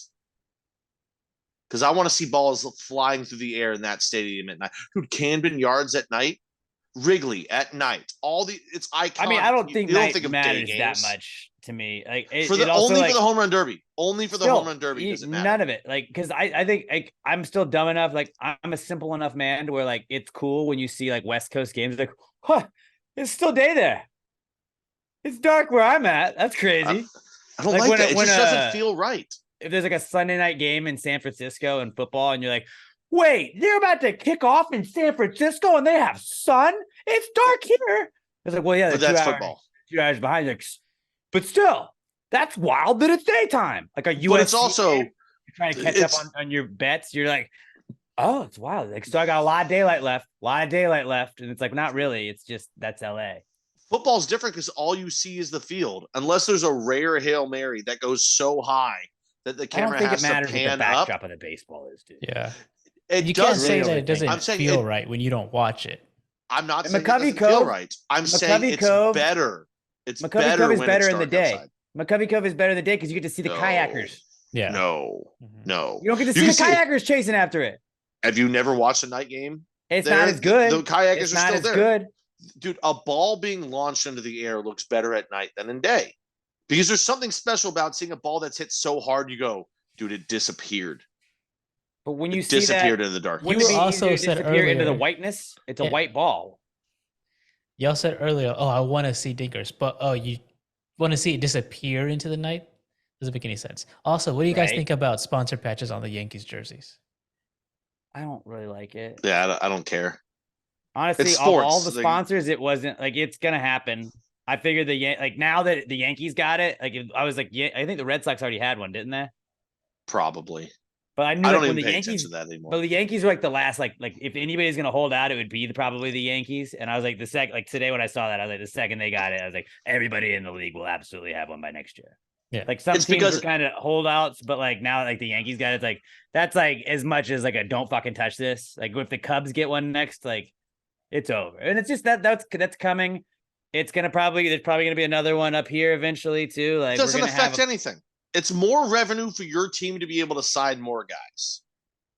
it doesn't That's all look it is. it doesn't look as cool. I've never noticed an ad on like outside of The occasionally Astros you'll one I see think like kind of fucks up their jersey. maybe Yeah, that Astros one are was like ugly one. every Because once it's in a got while that you'll see white like backdrop on like the Oxy. orange. What is that? The Oxy one or whatever that's on the sleeve. Yeah. I notice it, but I'm like, it's a fucking ad on a jersey. Oh yeah, Doesn't all in all, it take doesn't anything matter away that from me. much. As somebody that watches soccer all the time, where they just have the biggest part of their jersey is the advertisement on it. Like, I don't know. What we need to do is get the PTG game going and like get like obviously like maybe the Space Cowboys will let us put our name on their jerseys or whatever. Hell yeah. That'd be pretty sick. Hell yeah. That'd be pretty sick. But yeah, yeah, I don't know. Like there could be all like the stuff that like looks shitty on those. Like in soccer, I always like I think it looks bad when like you have like Chinese and English writing at the same time. Like sometimes they do like because they're advertising in multiple languages, but it's like that looks weird on a jersey where I don't know half of what it says. But like the Yankees one is like navy, so it's kind of the same colors. But like if like Chick-fil-A sponsored the Yankees and you had a big red mark on it, it would look weird. Yeah, I mean the colors still need to match the uniform. I would agree with that. I don't know. It doesn't matter. When people got mad about it doesn't look right, you don't even fucking notice. You're watching a ball moving 98 miles an hour towards the bat. It's going back off the bat at 103. It's then the camera zooms out. You can't see the patch. It doesn't How do fucking we matter. not have ads on the fucking bats? I don't understand that. That seems like the most obvious one because then like you could have That's probably the worst spot. That No, moves it's more than not. anything. It's got the most room. Like it's just But right it there. Like, moves more. but like in you all tell the me- stills, you're gonna see it in all the stills and stuff. Like Oh, and stills. How many stills are there in baseball now? It's all video how many feeds. photos? Dude. Can you imagine spending $800,000 for a team to have your logo on their bats? Then they sign Gary Sheffield and he wags the fucking thing so goddamn much you can't even see it. No, that It's doesn't still matter on the there. bat. Jersey is the place for it to be because that's stationary for most of the And time. then like catcher's mask. Like why not that? Oh, because That'd be- most of that'd them be a good one. they pay a lot of money, like hockey goalies now, to have theirs personally painted on their mask. Yeah, but you could add a sponsor on it. You could, and Yeah, eventually sponsor on it. we'll be there. And then they're gonna be on the field too. But actually, you don't really have to because now COVID. Like we'll move on. I know this is just dragging, but like COVID. Remember when like soccer was one of the first things to come back, and the MLS did that thing in Orlando, and like they just had a big Adidas logo just superimposed on the field. And if you've watched like Rockets and stuff ever since then, like they always have like a mattress firm advertisement like thrown out on the court, and it's all just like CGI'd on there. Like I think that's changed the game, and I think like more and more we're gonna just start seeing that thrown onto like broadcasts. You kind of already saw it in some football where it was just like a little square would go there and it'd go away when the play starts, but it's like that's just gonna be bigger and bigger. That's what she said. It is. Yeah. Yeah. I like in soccer though, because they do the 45 minutes halftime with commercials, 45 minutes, no commercials. I like that they just like on the scoreboard, they'll just drop ads down. Like just do more of that. Or I got like a bone to pick baseball, with soccer. We'll get to that later, during- but I got a fucking serious bone to pick. Oh, I know you do. But during the All-Star game last night, I like what like during games, and they did it in the NFL where like they have the little box, like the double boxes, and it's like one's the ad and the other one's like you could like they had a mound visit yesterday, and it was like we're gonna go to this ad real fast, and it's like but I can still see them talking, so it's not like I'm watching an ad.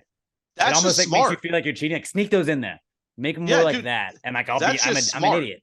That's more revenue for your team. meaning hopefully you can sign Shohei or the next Shohei down the line. But you also don't miss anything that's going on the field. That's just smart. The fact that it took people that long to figure out to do that instead of just cutting away for a full commercial is crazy. Yeah. But I don't really think they like took away a commercial break. I think they just added extra commercials into it. Oh yeah, and it's a smart way to do it. Like, it doesn't take anything away from the game. Like on YouTube, it bothers the fuck out of me. It's like, just show me like a second of like another video that has nothing to do with it. And I'm like, okay, I'll sit through this. But like when it's a YouTube, I'm like, motherfucker. But then like they're like, we're gonna throw this ad up while they're doing a mound visit that I don't need to hear and I wouldn't have been able to hear anyways. But it's like, oh, look at the catcher. He's talking to him right there. Okay. Yeah. Oh, that was a fun energy commercial. I just think it's probably it's a good time for Jeff Blum to go take a piss.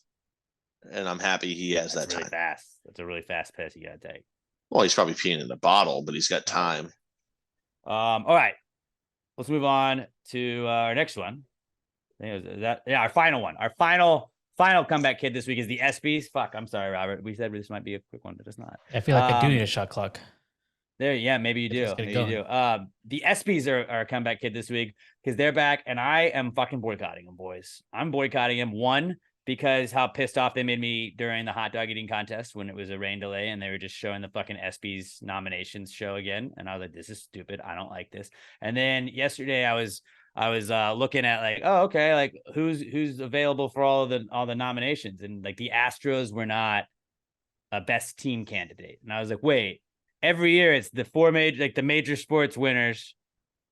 All of them are available for best team, and it's like Oklahoma softball, that's up there. LSU women's basketball, that's up there. Jesus Astros, Christ.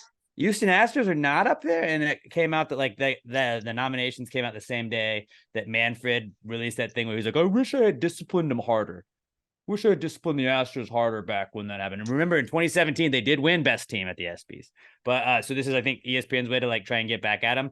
To like include all the other stuff, I noticed they didn't include the XFL champions, West Ham, Europa Conference League champions, didn't include them in that. So because West Ham and the Astros are not in solidarity with you guys and for West Ham, I am boycotting the ESPYs that are on tonight.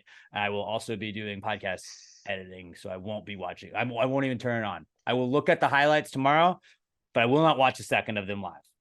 The ESPYs are a joke. Like it was a good idea, but unfortunately, it got implemented. There you go. About 10 years before the internet started, and once the internet started, everyone was like, "Well, we don't need the ESPYs. We already have sports highlights." It's like, well, it's like all award shows, really. Like the Oscars used to be a way bigger deal. The Emmys used to be a way bigger deal, and it's like they're still somewhat of a big deal, but just like, yeah, we don't have to watch them. That used to be like one of the big things that everybody would tune into, and it's like there's just so much other shit out there. Like I could watch the ESPYs used to also be like the one day of the year that like all the sports were like off. And like today, there's a Gold Cup soccer match, and like the Dynamo are playing tonight. Those sports are off. No, soccer. The world's game. Still America, man. The world's game is playing.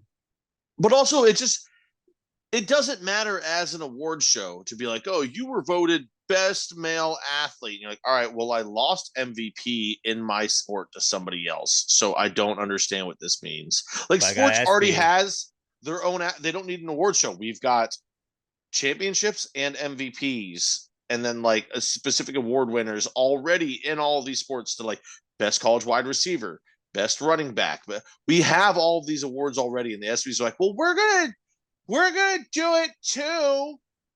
I mean, because it used to be like there was nothing. Shit. There was nothing on TV used to that make night. It fun? Well, there was nothing on TV. And it was Stuart Scott and Peyton Manning. That's what made the ESPYs fun. Not even. It was there was nothing going on. You couldn't watch a baseball game because there were no baseball games on, and they're like, "Fuck, you can watch the ESPYs." And you're like, all right, I'll watch that. There's no good personality. I want to watch sports that carry it anymore. Who's the number one personality at ESPN? It's either Greeny or it's Stephen A. Smith. It should be Scott Van Pelt, but it's not. Scott Van Pelt. He gets the primetime Sports Center. Okay, I guess he does. But I'm saying, like, the two people that they throw all their money and they put on TV the most are Greeny and Stephen A. Smith. Would you want to watch either one of those guys at an award show? No, neither one of them is funny. You got to be funny. So it should be Stephen A. Smith is funny. Scott Van Pelt. He is, but he's not like. Well, when he's doing a talk show, it's funny. it's not him being funny. It's him doing his bit. Like that's what like Scott Van Pelt is good at. He Like has- being able to break he down has- what's going on. Well, he has funny John moments Butchergross. when he's mad, but Scott Van Pelt, John Butchergross, all the classic ESPN guys that could host and be funny at the same. Hosting is a completely different thing than just being a talking head. And some guys can do it, some guys can't. There's really nobody at ESPN. Like, I don't think Scott Van Pelt would want to host the ESPYs because he's probably like, no, I'd rather just do my Sports Center spot that's coming up in an hour. I mean, it's a pretty big gig, I would imagine, but nobody's hosting it this year because of the writers' strike in Solidarity. So they're just going to have a lot of presenters. So that can't be bad. Oh, so it's the same thing. They just don't have one central guy. They have 40 guys They're presenting. just not the monologue guy, I guess. I don't know. It's Yeah, but the like ESPYs, it's just they're it's back. just so it's pointless. It's the most pointless one. And you know, I'm very famously that I say I think all art is fucking stupid. So I don't think the Oscars, the Emmys, the Grammys, or the Tonys are even warranted. Actually, maybe the Tonys. I would say the Tonys are warranted just because plays can be dope. Movies But can be dope. All of the things can be dope. Yeah, but unfortunately, we know that the best ones don't actually win the awards. It's whoever pays the most.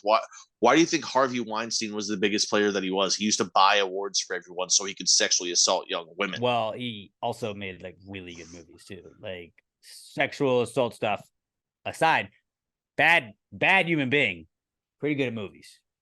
Yeah, but there was also other good movies every year, but he would just buy the awards. But this thing, ESPY, there's no point. Like the ESPYs don't mean anything. Nobody's gonna be like, dude, I won best male athlete last year. Your team was 9-7. Shut the fuck up. You didn't even make the playoffs. All that matters in sports is winning.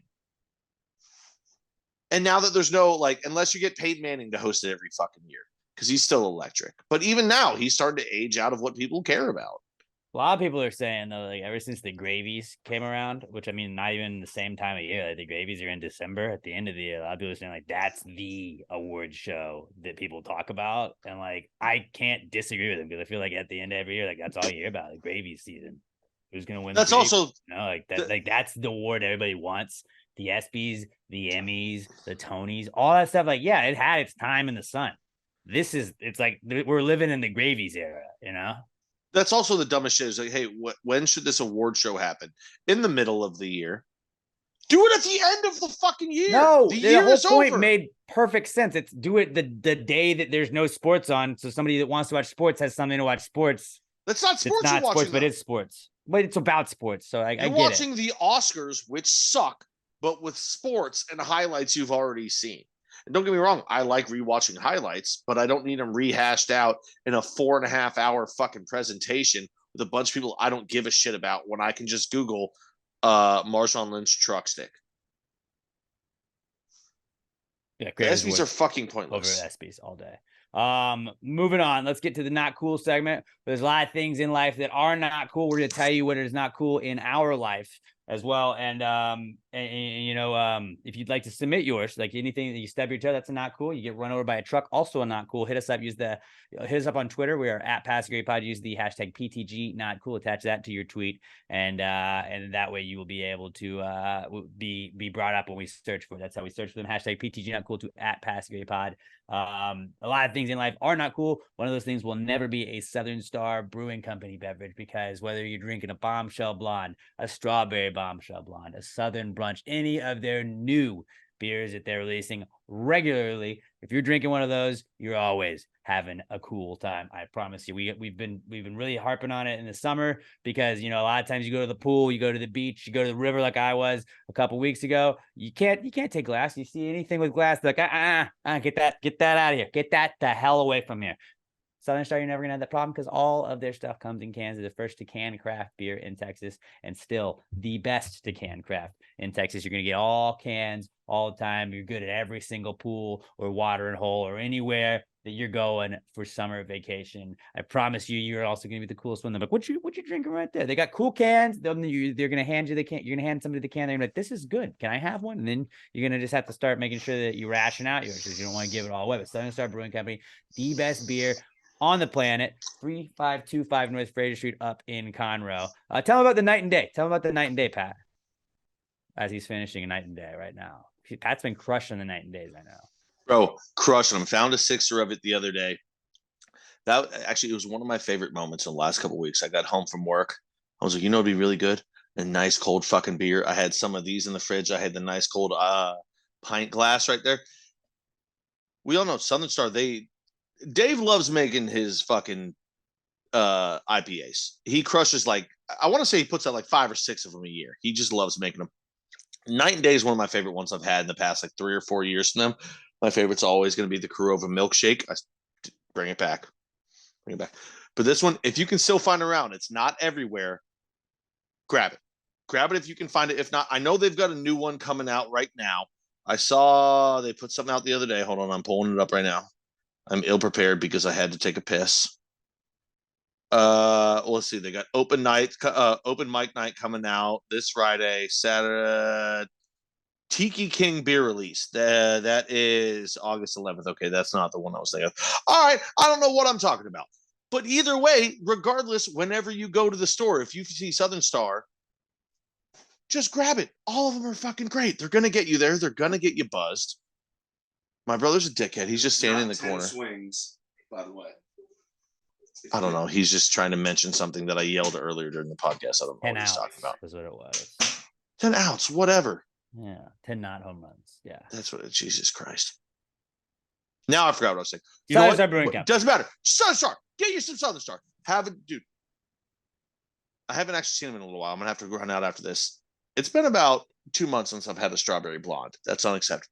I had some through the other weekend. If you I'm haven't, gonna go if you buy haven't been about up there, 30 of those. get up to the brewery, 3525 North Fraser Street. Let them know you're supporting the people supporting the podcast. They're at Southern Star BC and at Southern Star Brewing Co. on Twitter and Instagram. If you're drinking a Southern Star any time of day or night, tag us. We're at Pass Gary Pod and tag Southern Star at Southern Star BC and at Southern Star Brewing Co. Let them know you're supporting the people supporting the podcast. If you're up there, we got a flag by where you go get your tokens. Let them know you're part of the Gravy Gang. They'll hook you up. They'll know what to do. They're good people. They'll take care of you like your family. Southern Star Brewing Company, the best beer in the entire world, and the official sponsor of the Not Cool segment. Not cool, man. Dude, that's not cool. Not cool. Not cool. Dude, that's not cool. That's not cool, man. Dude, that's not cool. Not cool. Not cool. Dude, that's not cool. That's not cool. That's not cool.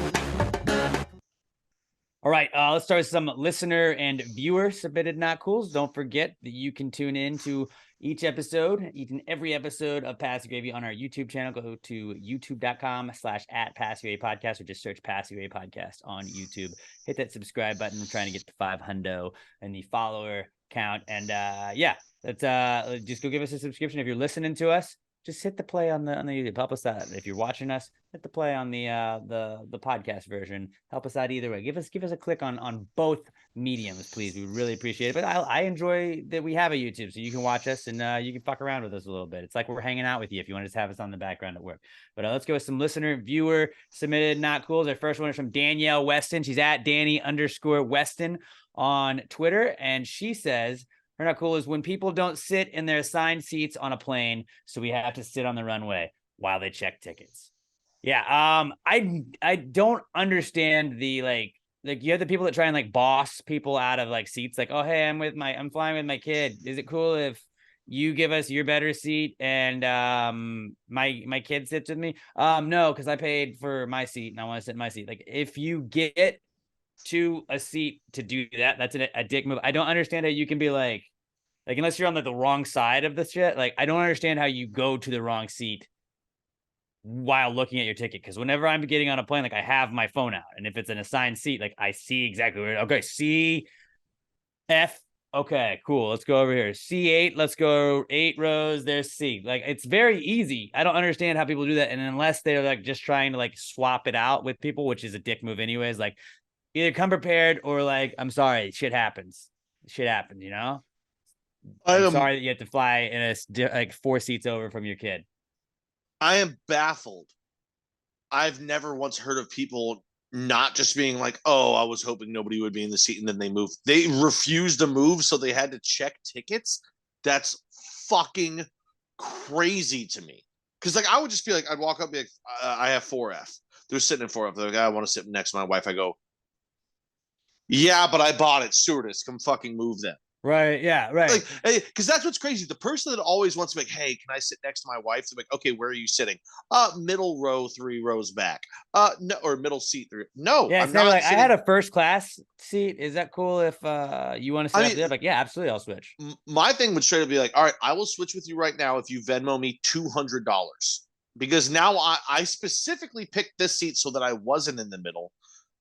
You want me to move into the middle, which is going to make the 2 people on either side of me very uncomfortable because I'm a very fat fucking person. So I need to buy both of them at least one drink. I need $200 from you right fucking now if you want that seat next to your wife. Or you could shut the fuck up and go sit down in your seat. Now you can't say it all that way because then you get removed from the airplane. Right. But if you're just like, I think that should be the baseline thing. When someone goes, hey, would you mind if I took the seat set next to one? If they're moving you to the middle, you go $200. $200 and I'll switch with you. If not then no. Maybe next time book your tickets earlier. Yeah, I hate when the people try and like flip it and be like, I mean, I just want to like they try and make you the villain for not getting up your seat. Like, dude, I mean, like, I don't know. You could have booked seats together. I'm sorry. Yeah. Like, I didn't know that there'd be a family flying. Like, that sucks. Like, if it's a middle seat for a middle seat, I would switch that. But like, if I got an aisle seat or a window seat and you want to give me a middle seat, it's not happening. I'm sorry. Not at all. Unless I just get good vibes and if I'm feeling nice that day. Like if I'm flying nowadays, I need to be in the aisle. It just needs to be. Now I will take window, but then I'm scrunched up against that window the whole time. But also, I'm not going to bitch about it because I'm the one who made myself so fat to be uncomfortable on the plane. But I'm not going to switch seats with you to put a fat guy in between 2 other people on the plane. Because guess whose day gets ruined every time they see me on a plane? Anyone sitting next to me. Yep. But that's why I buy the aisle. That's a solid, not cool, Danielle. I don't know how anybody's going to top that. We have a bunch of them this week. There were some really good ones sent in, so we're going to try and burn through as many of these as we can. This is from Raimundo Benavidez at KMundoB on Twitter. He says, his not cool is my dog and cat each pooped in my apartment. Each one of them in a different room in the middle of the night made me 10 minutes late for work. Probably the new treats that I gave them. Hey, my sister's got a great recipe for pumpkin and peanut butter treats that are very good on their digestive system. Just DM me. There you go. And I'll get her to send it to you. You got to make them yourself, but then you save a lot of money. Anytime you come in to unexpected like pet poop where you're like, damn it, never fun. Solid. Dude, it's the worst. Poop on the floor is the worst. Yeah. Solid, not cool, dude. This is from Ashley Wilkins at Buster Healer Mix on Twitter, and she says, ruined a pair of new shorts because I confused spray and wash with Clorox, or a spray and wash bottle with a Clorox bottle because both are green. I don't really know what spray and wash means, but I would assume it's to try and just, clean off a shirt. Yeah, when you pour bleach on it, that'll definitely stain it. That does suck. That sucks a whole lot. I was just trying to clean it up. I was trying to clean a stain off, and I ruined it. Solid, not cool, Ashley. That blows. Todd Voss at as_seen_by_TV. He has his, and it says, I'm going to call it not cool on myself for this one for littering. A child threw up while traveling on an interstate, and there was enough time to pull over, so it was done into a plastic bag. There was not enough time. There's not enough time. Okay, a child was throwing up while traveling on an interstate, and there was not enough time to pull over, so it was done into a plastic bag, and said bag was tossed roadside. Regrettable, but we had to avoid the stitch. I don't think we're not going to falter for that. I think Texas isn't going to be mad at you for messing with it. I have been in a similar instance with a friend of mine where we did end up pulling over. She was like, I'm going to throw up. Please pull over. We had like a grocery bag. She threw up into that. And I was like, well, yeah, we're not going to sit with this in the car, stinking it up. We just did the thing. We just sat on the side of the road and like left. I mean, hey, we all know you don't mess with Texas. Okay. But when there's vomit in the car, I think everybody can understand. Sometimes you just gotta drop the bag and just be like, God, I hope nobody saw that. I'm sorry. Yeah, you go and plant a tree. And by plant a tree, I mean like eat an apple and just throw the seeds in the ground and consider that planting a tree. Like, so there you go. Like, just do something like that. Go eat a piece of fruit that has a seed and just drop that seed onto the earth after you're done with it, and then I'll say we're even. I don't think that's littering. I think that's getting rid of vomit from your car. Because if there's vomit in your car, it can smell so bad, it can make you start to gag. Then you're swerving all over the road. That's unsafe. I think you were just hey, like I said, we all know you don't mess with Texas. You don't litter. We don't. Do not mess with Texas. Don't mess with Texas. But child vomit, I think, is an acceptable drop out the window in a plastic bag. We'll let that one slide. Yeah. We'll now, let it slide. What you have to do is next time you're in Iowa visiting your family, your wife's family, whatever it is, Todd, just make sure you litter there too to even it out. But also do what I said and just like eat a fruit that has seeds in it, and then just drop those seeds onto like grass, and then be like, "There's my trees." Oh yeah, dude, eat apples. Then you can say you planted a tree to make up for it. Yeah, just like eat apples. Eat an apple. Toss apples out the window, dude. An apple is not litter. You're just Johnny Appleseed. Right. No, but like when you then you plant more apples, so like you're giving back to the earth that you just littered on. So like it's like now we're even. I'm washing away my sin. Plant some pineapple trees. Everybody loves pineapple. Just any kind of seeds you can get. Just throw it. Buy bird seed and just throw it, because that might grow some stuff. It's like planting 100 trees, but if you just grab a handful of bird seed and throw it, you're just trying to grow more government drones. That's fucked up. Well, no, just bird seed. That's all seeds. Yeah, bird seed grows little birds. Like weeds. And birds are government drones. No. That's not how it works. We forgive you, Todd, but yeah, we appreciate you. You know, you played the honesty card. You called yourself out. So you put your hand up, man of honor. We respect that. Go. All right, last one from you guys and gals this week is from Alexis Garcia at Alexis Texas _ on Twitter, and Alexis says, "Her not cool is after 3 weeks with no AC, someone finally came to repair it. Only fucked something up. Or only they fucked something else up and started leaking, and it started leaking from my ceiling. I had to go and turn it off and go 3 more days without air conditioning. Update: the guy came today, fixed the AC, and everything was fine for a couple of hours. AC randomly shut off, and now someone has to come again tomorrow for the 4th time." That is just, you gotta burn it down. You gotta burn it down. No, that'll make it hotter with no AC. No, you gotta burn it down and just restart a brand new place with a brand new AC. Got the whole thing. No, you have to kill them. I don't know how you went 3 weeks without AC. Don't kill people. We don't. No. I'm sorry. If you are living somewhere in Texas in June, July, that for 3 weeks doesn't have air conditioning and they don't send anybody out. For 3 weeks, they don't even send anybody. It takes that long. I believe that is justifiable homicide at that point, because they're trying to literally kill you with fucking heat stroke. They just won't do their job, so they refuse it. And then they finally do come out and they do a half-ass job. So like, oh, this will patch it. No, patchworks do not work on air conditioning in fucking Texas in the summer. That is murderable fucking grounds. And I think you're okay. Kill them all. There you go. But don't, though. Don't. I mean, don't. But like, don't. Actually, you know what you should do? Think about it, but don't. Shit in a bag and then light it on fire on their doorstep. That's the old shit in a bag. That's a more constructive way to do it. Yeah. We do not condone murder on this podcast. I don't see. Here's the thing, though. I think that's not murder. That's justifiable homicide. I don't know if that's gonna hold up in court, though. I mean, if I'm on the jury, it will. But you won't be, because you'd be the one on. They don't even ask me. They see I've got a CJ degree, and they just don't even ask me. I don't know. I know too much. All right. I'll go first. I had one that's mine, and one that was Lucy and me. My first one happened to me this morning. I was getting ready for work, and I have like my dresser drawers. I have boxers in the top dresser drawer, and I take Adderall every morning. I take like a heart medication, and like I had my water bottle with me. Had this bad boy opened up. Had just put like some new boxers on. Took the Adderall. Set the water bottle over by my on my dresser. Only I set it too far to the edge, and it fell into the dresser, and so I just spilled water in my dresser drawer, which is just like that was a pain in the ass. And that was one of those like I'm on my way to try and get ready to get out of the door for work. And I was like, fuck, all this stuff's just gonna be wet for a little bit today.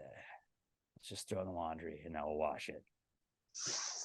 Oh, So did you that actually sucked. take everything out? I would have just left it. I just grabbed what was wettest. I just grabbed what I could feel was wet right there. And I was like, I don't know, anything residually wet right now will probably be dry.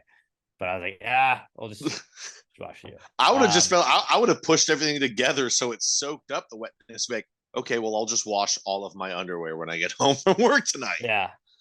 No, I did not do that. But yeah, so that was one of them. And then the other one is didn't directly happen to me, but I was kind of involved in the part of the not cool. And it was that we went to see Blink-182 on Saturday. Awesome show, best show I've ever seen. Saw some Gravy Gang out there. Shout out to Quentin and Angie and Jordan. Saw you guys out there. I know there was a Gravy Gang meetup at Kobo's. We were told that Kobo's closed at midnight. So by the time I was gonna get there, it was gonna be closed. So sorry that I didn't make it out there. But yeah, shout out to all the Gravy Gang I saw at Blink-182.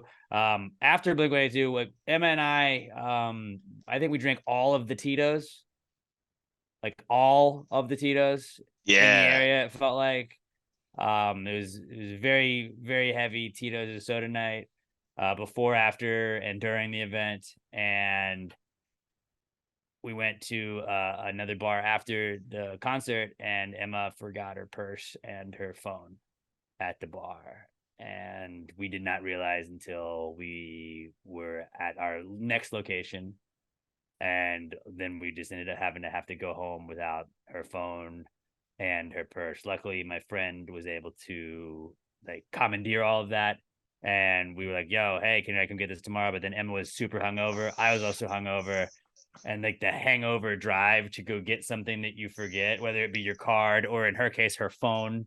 Like she was white. I was just like, I was fucked up, but I was like, you gotta power through it. And like, also what was happening was like, it was like a Sunday morning and I was like, I'm not doing anything today. Like I'm beat up from yesterday. I'm just going to take today to like hang out on the couch and just recover.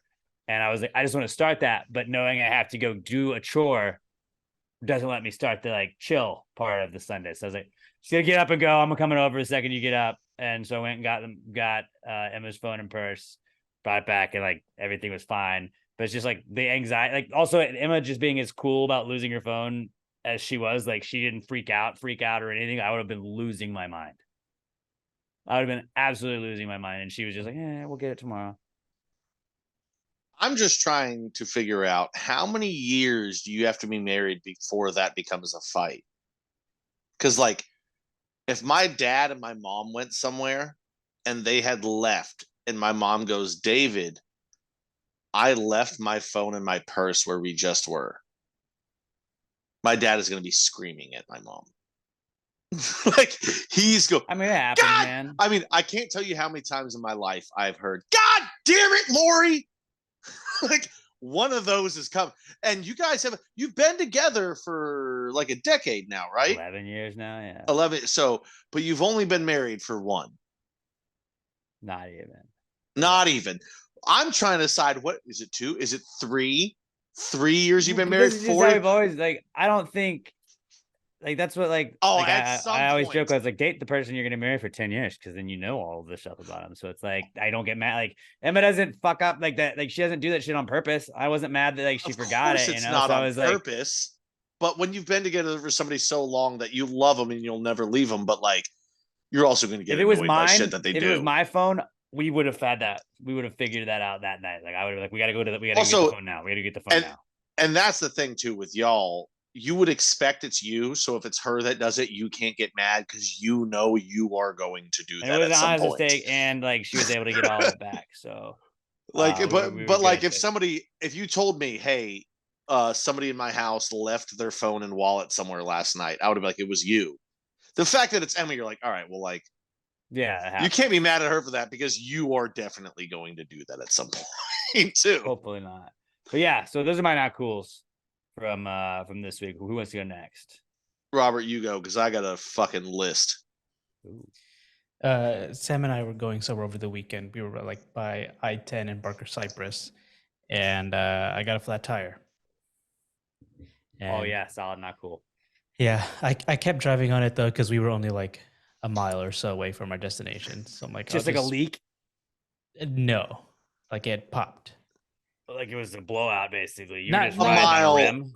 Not That's like a mile is a lot farther than you think it is when your shit is popped, man. it is. It definitely is. Because I kept hearing like we also have like some furniture in the trunk right now. And like I couldn't tell like is it a bumpy road and it's just like bouncing?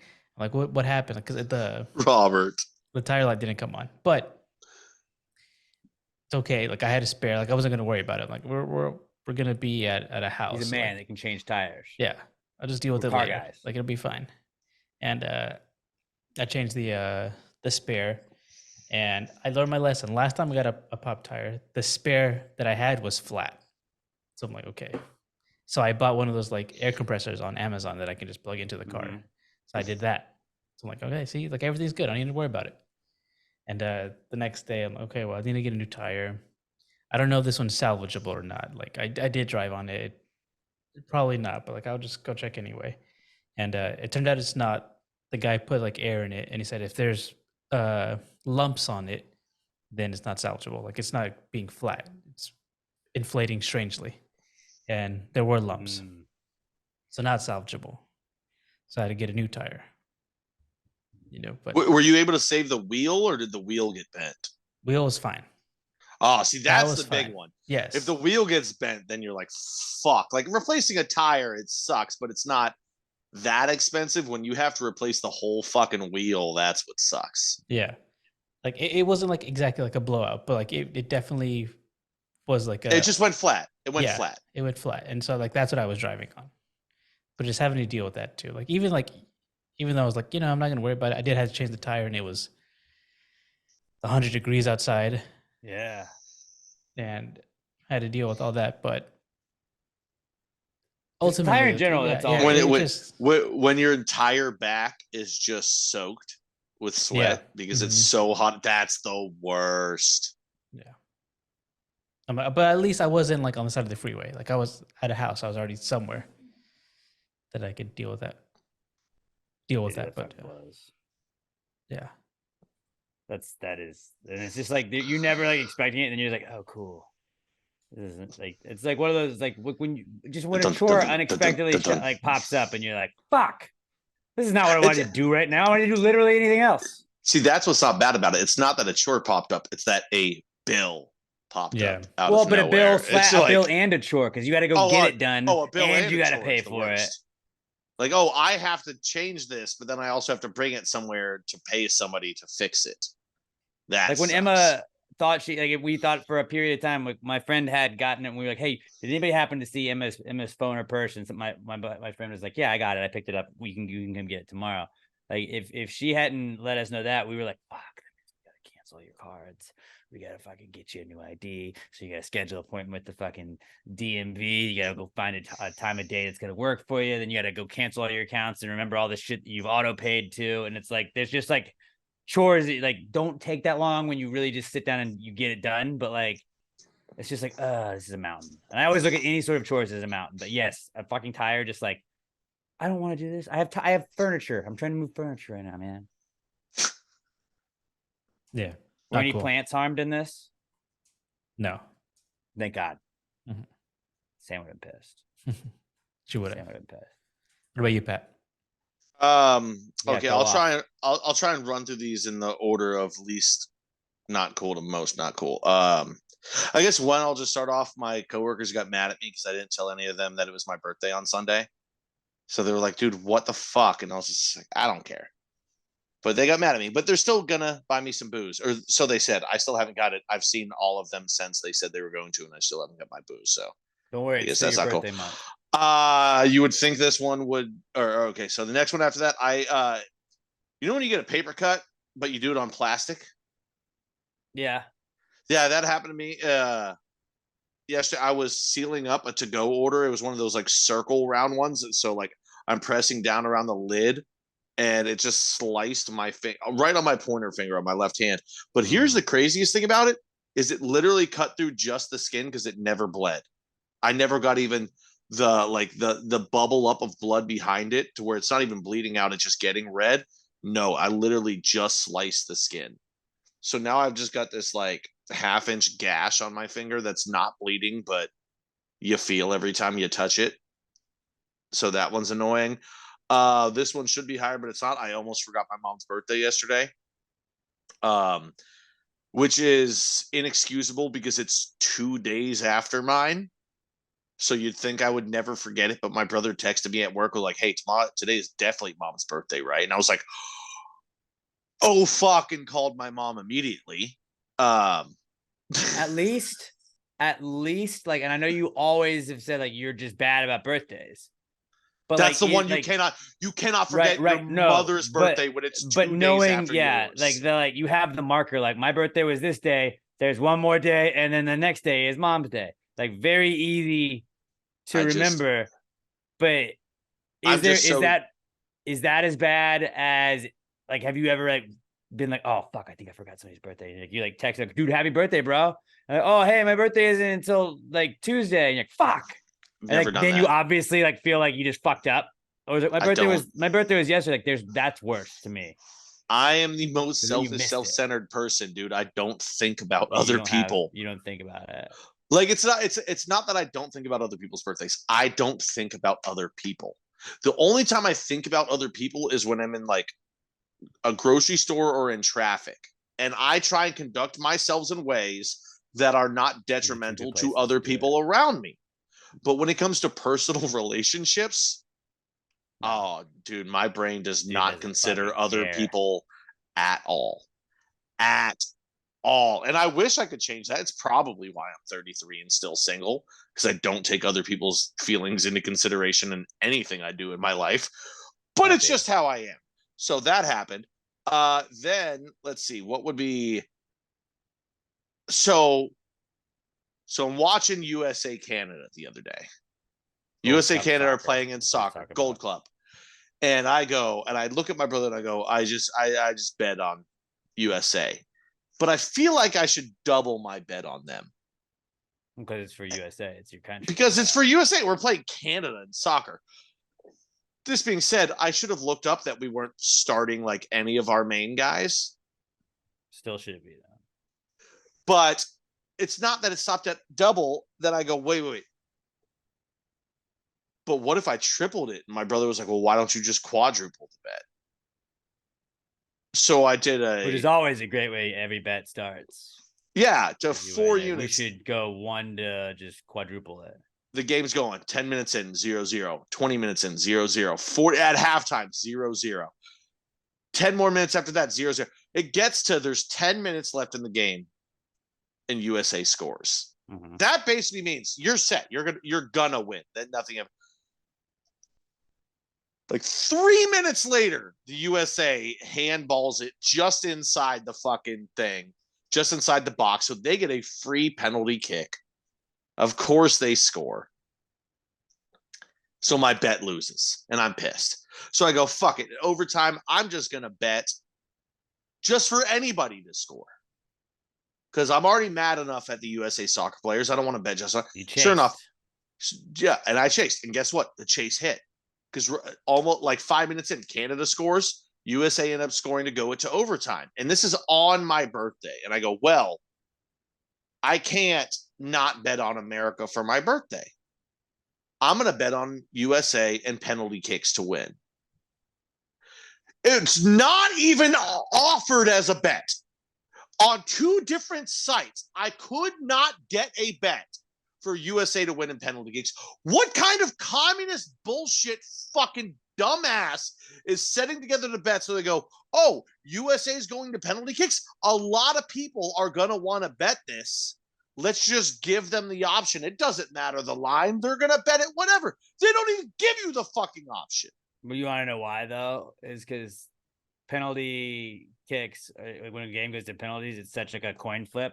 That like even if the odds were like minus 6,000 for USA, they would still lose a lot of money because people would just like you could bet Canada. No, because gamblers are going to bet it both ways.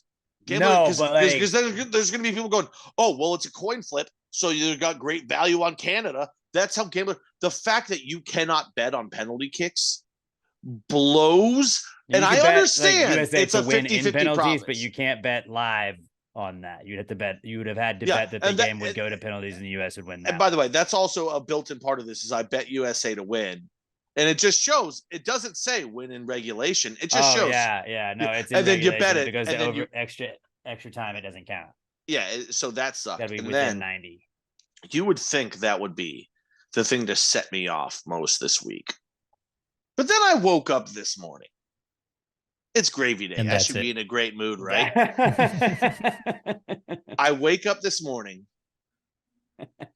to my phone ringing. It's a spam call number. I turn it off. The call ends. 60 seconds later, the phone's ringing again. I look over, spam call, shut it off. 60 seconds later, again. 4 consecutive, not just calls, but voicemails left. And you know how like your phone will text you and says, this is what the voicemail says? Yeah. But it's a spam call when the voicemail picks up on the text. It just says, if that's not the option you want, don't press 1, please ignore. So there was a fucking 30-second spiel that was going on. Yeah. 4 consecutive ones to start my fucking day. You didn't answer one. I would have answered one, just thinking it was like an emergency that somebody was trying to get a hold of me. It was back to back to back to back. No. You want to know why? And I sent you guys a picture of it because the numbers all started with 855, but were different numbers. One was 855-890, 855-680, 855-956, 855-912. It's all different. So it's spam numbers. Mm-hmm. Just calling you. And that was bad enough. And I hated that. And it put me in a shitty mood. I woke up. I had a fucking cocktail. I fucking got myself back to 0. I just saw Then we start podcasting. And by the way, those were at 11:34. By the way, yeah, I woke up at 11:30 this morning. You post the screenshot that he sent us? Oh, yes. I have any other numbers that are please. Not the spam numbers? The Black picture I sent you, it just has names. It doesn't have numbers. Okay. The screenshot I sent you. So that was at 11:34, 11:35, 11:36, and 11:38. We're podcasting. I got 5 consecutive while we were doing this fucking podcast. They upped it from 4. 422, 424, 425, 428, 429. What the fuck is going on? I specifically I always let them ring out because I know the second you answer or delete it, they go, I know that's an active number. So I never fucking do that. I've had 9 fucking spam calls today. The fact that there has not been a congressional fucking amendment made or the president hasn't spoken or whatever to get rid of spam calls, I think justifies the purge. And I think the purge should strictly only apply to politicians. I think until spam calls are eradicated, every politician should be open to be killed without repercussion. Now, I get it, guys. That's pretty extreme. Not everyone's going to agree with me. That's just how I feel. But how dare you not do anything about something that literally affects the day-to-day lives of Americans? Everybody gets spam calls, and all they can do is rob people of their money. Like, spam calls are designed to fuck over old people out of their pensions and just destroy what little lives they have left. And the entire political landscape of the United States has gone, well, we could fix this, but fuck them. Fuck them right in the ass. Fuck the American people. Let's just make them deal with this shit all day. They've got enough problems, but let's just have spam calls come in all day that gradually raise their stress level until somebody who is seemingly healthy gets so goddamn angry they have to get health insurance. That's what's going on. I think the government is behind all of this. That's my conspiracy theory that I'm going with, and okay. So I'm pretty fucking angry today. This is what threads are for, bro. Like, you need to just go off on spam calls on threads and just use that as your like venting social media. Are you kidding me? They would ban me from threads. Like, well, you were pretty negative to the companies that are just trying. No, to you make just a can't living. say the trigger words. Like, it's like people think that like it's Mad, like anything you say, dickhead, asshole. Well, dickhead, asshole, or like just like don't call Oh, people that's names. a trigger word. Don't properly. Well, no, but I'm label saying like somebody. it's very easy to figure it out. Like just don't call people names. Just don't properly label somebody.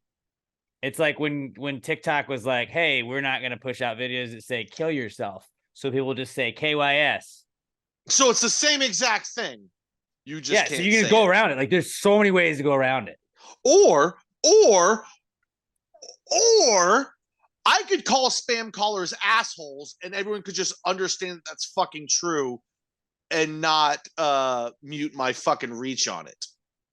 Like the amount I say Threads fuck could would be probably just where you go off, and that's what would be awesome about it. Whereas TikTok is like this is where I can't go off. If here's the thing, you can say you can go off with diminished speech. You can go off as long as you lower your vocabulary. Fuck that. I called Victor I'm so Wanyama's mad I friends can't even fucking goons speak. and said that they were out to assault celebrities, and like that was chill. Bro, I barely actually post on Twitter, and I would say 2 out of every 10 posts I do, they go, "Are you sure you want to say that? Most people don't talk like this to other people." And I go, No. I very much mean to call this person a cunt. If I'm taking the time to type it out, American Airlines, you're a fucking cunt, or whoever it happens to be at the moment that's pissed me off. But in threads, they would just be like, that's unacceptable behavior. You are banished. I'm like, well, they lost my luggage and then purposely set it on fire because they thought I wouldn't know. And I have documented proof of that. And I called them a cunt for it, but you banned me. I mean, I realize that's a crazy, wild fucking scenario. Right. But that's the kind of shit that would happen. I call you an asshole because you're acting like an asshole. And threads is like, well, you're mean, so you don't get to use this. That's why Twitter is superior. Just let people say what they want to fucking see. I'm just saving a place for it. No, I will never join threads. Never say never, but I'm going to go ahead and say never. All right. Actually, I really do want to join TikTok though and just make it so pro China and just see what happens. Or anti-China. Anti-China is what I meant to say, not pro China. I am not pro China, guys. All right, let's move on to the answers segment of the pod when we wrap things up, our final segment. If you'd like to submit any of your questions, we do the business ideas, any drunk thoughts, any high ideas we have. We like you guys to send us power rankings, give us 5 similar things, and we will power rank them. Any kind of relationship advice, health advice, parenting advice, childcare advice, anything you might want to hear from a possible elected official like myself. Hit us up. Use the hashtag PTG Answers on Twitter. We are at PassAwayPod. Hit us up. Use that hashtag PTG Answers. That's how we'll search for them. We go through Twitter. Way more. Like 90% of our stuff is from Twitter that we're gonna get. So you can do that and get a 99% chance that you're gonna get seen. Or you can email them to us, answers@PassAwayPod.com, and I check that once, maybe every other month or so. So if you want your questions seen, hit us up on Twitter at PassGradePod. Use the hashtag PTG Answers. Attach that to your tweet. And shout out to the people that were like attaching hashtag PTG Answers to a couple of them, because I know I think it was Mikey attached one to Becca's question that she's gonna ask here, because she didn't attach the hashtag. But yeah, if you attach the hashtag, we can search that faster. But this is the answer segment, guys. Well, if you just answered the question, why don't you just answer the question? Be honest, no big deal. Yeah, answer the question. Don't change the subject, just answer the fucking question.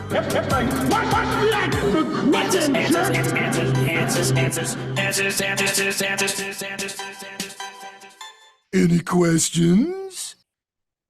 All right. Our first question this week is from our podcast son, Skylar Lester.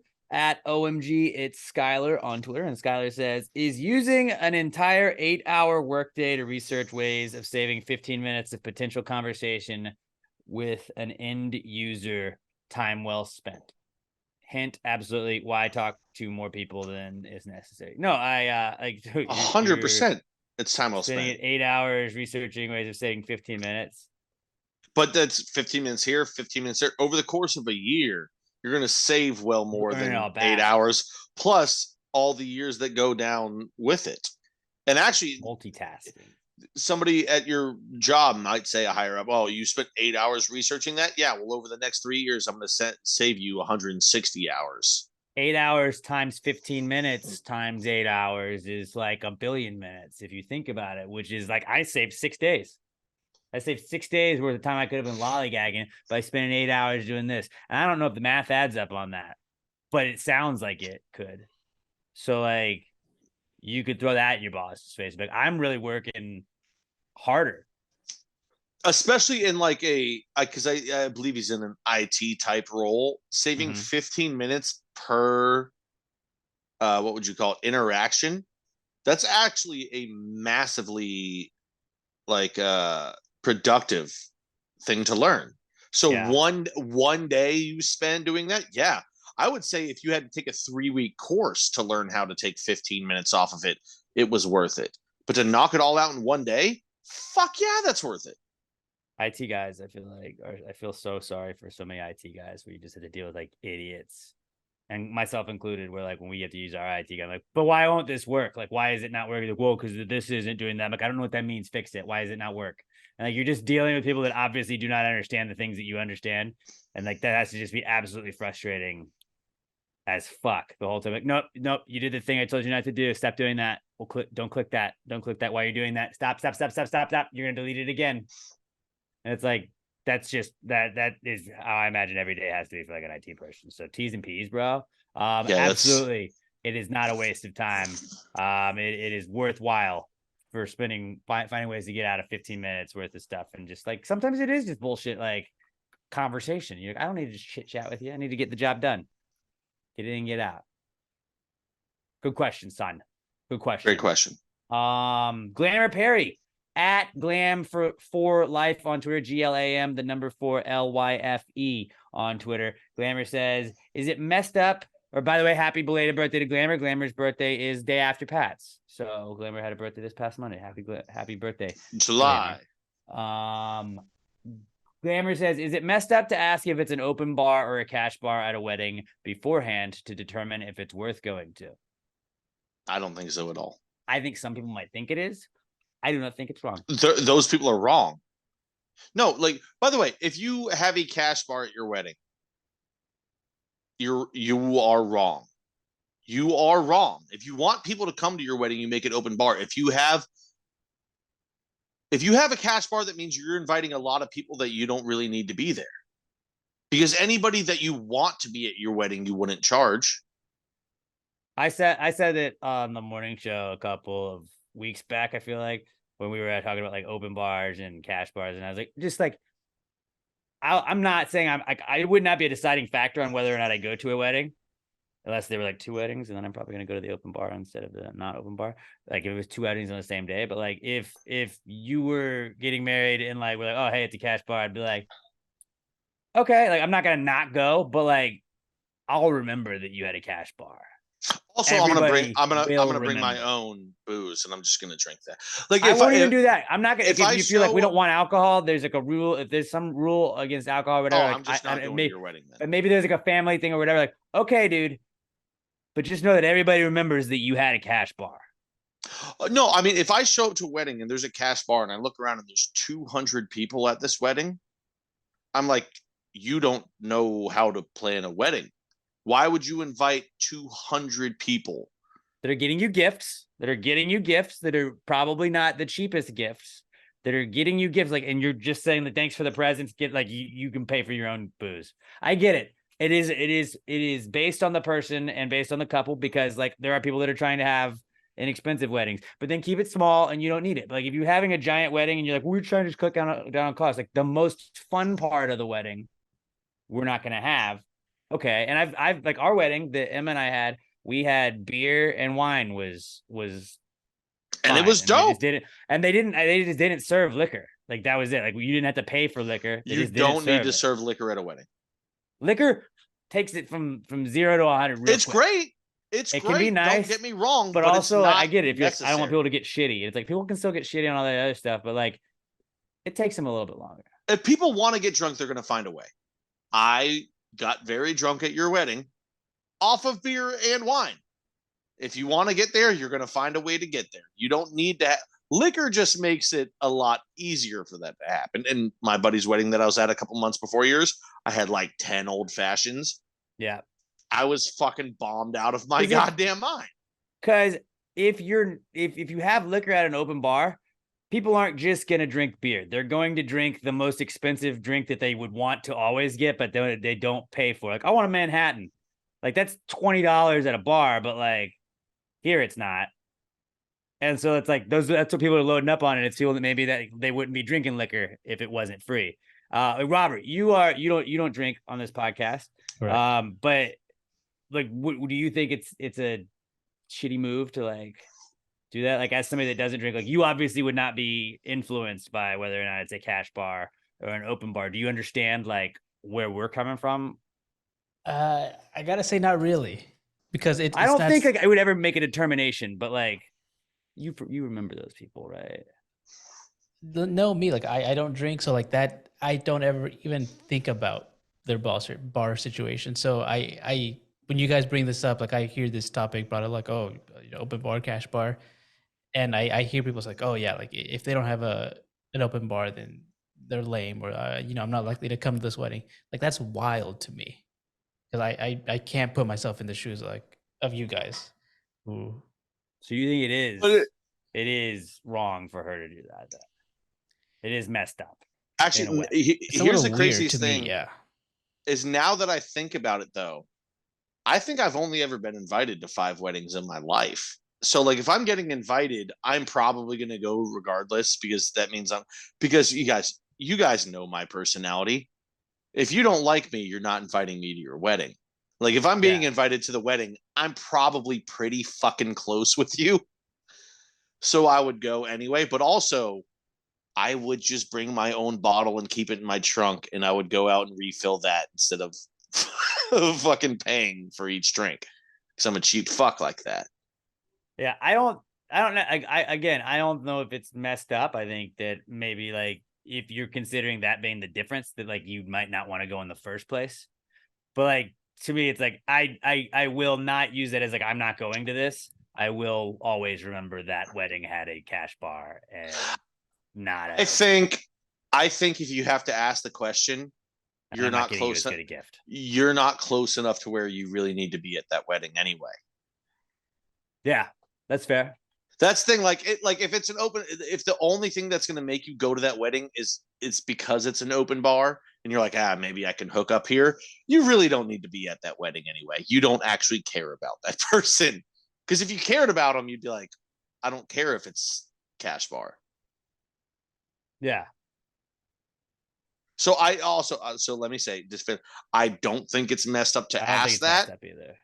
But also, if you're asking, you don't really want to be there anyway. You're only going because it's an open bar. Like, I'm going to get my level's worth of whatever gift I bought them in drinks. All right.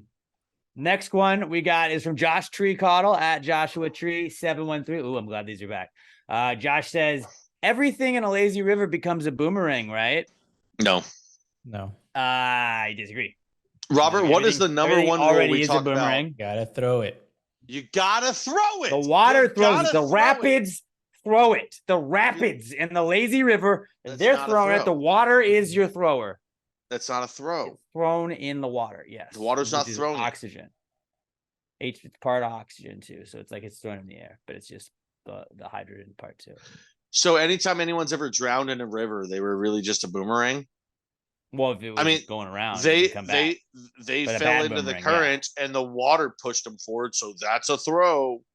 Yeah. No, you have to throw it for it to be a boomerang. You nailed it, dude. No. Lazy river boomerang. Absolutely. I just find it crazy that you've called so many dead children boomerangs. It seems out of character for you. Not good boomerangs. Now, if somebody was going to call a dead child a boomerang on this podcast, I thought it would have been me, but apparently it's Alex. I'm just saying. Everything is a boomerang. Anything you throw is a boomerang. If you throw it, right? Okay. You just said anything you throw is a boomerang. So you throw it in the pool, and you throw it in the pool. The water throws you around. That's being thrown around. thrown around not by the water in the pool. That is the same water thing. is Same then thing. moving It plays. It plays. And by the way, before you were just saying that the water was pushing it, the water was throwing it. Now you're saying that somebody threw it into the water and then it's being if thrown? you get thrown in, you can't say it's not a boomerang, but the water can also throw it, which counts. Throwing around is being thrown. Regardless if it's by the water, by a person, by any, by a bear, whatever. It has to be thrown and then not acted upon by another force so that it comes back to you on its own. If another force acts upon it. No, Pat, you're not. What you don't get is like, no, what you don't get. I get it all. I also you don't think a baseball is a boomerang. You don't. Baseball is a boomerang, not a good boomerang. It's not a good boomerang.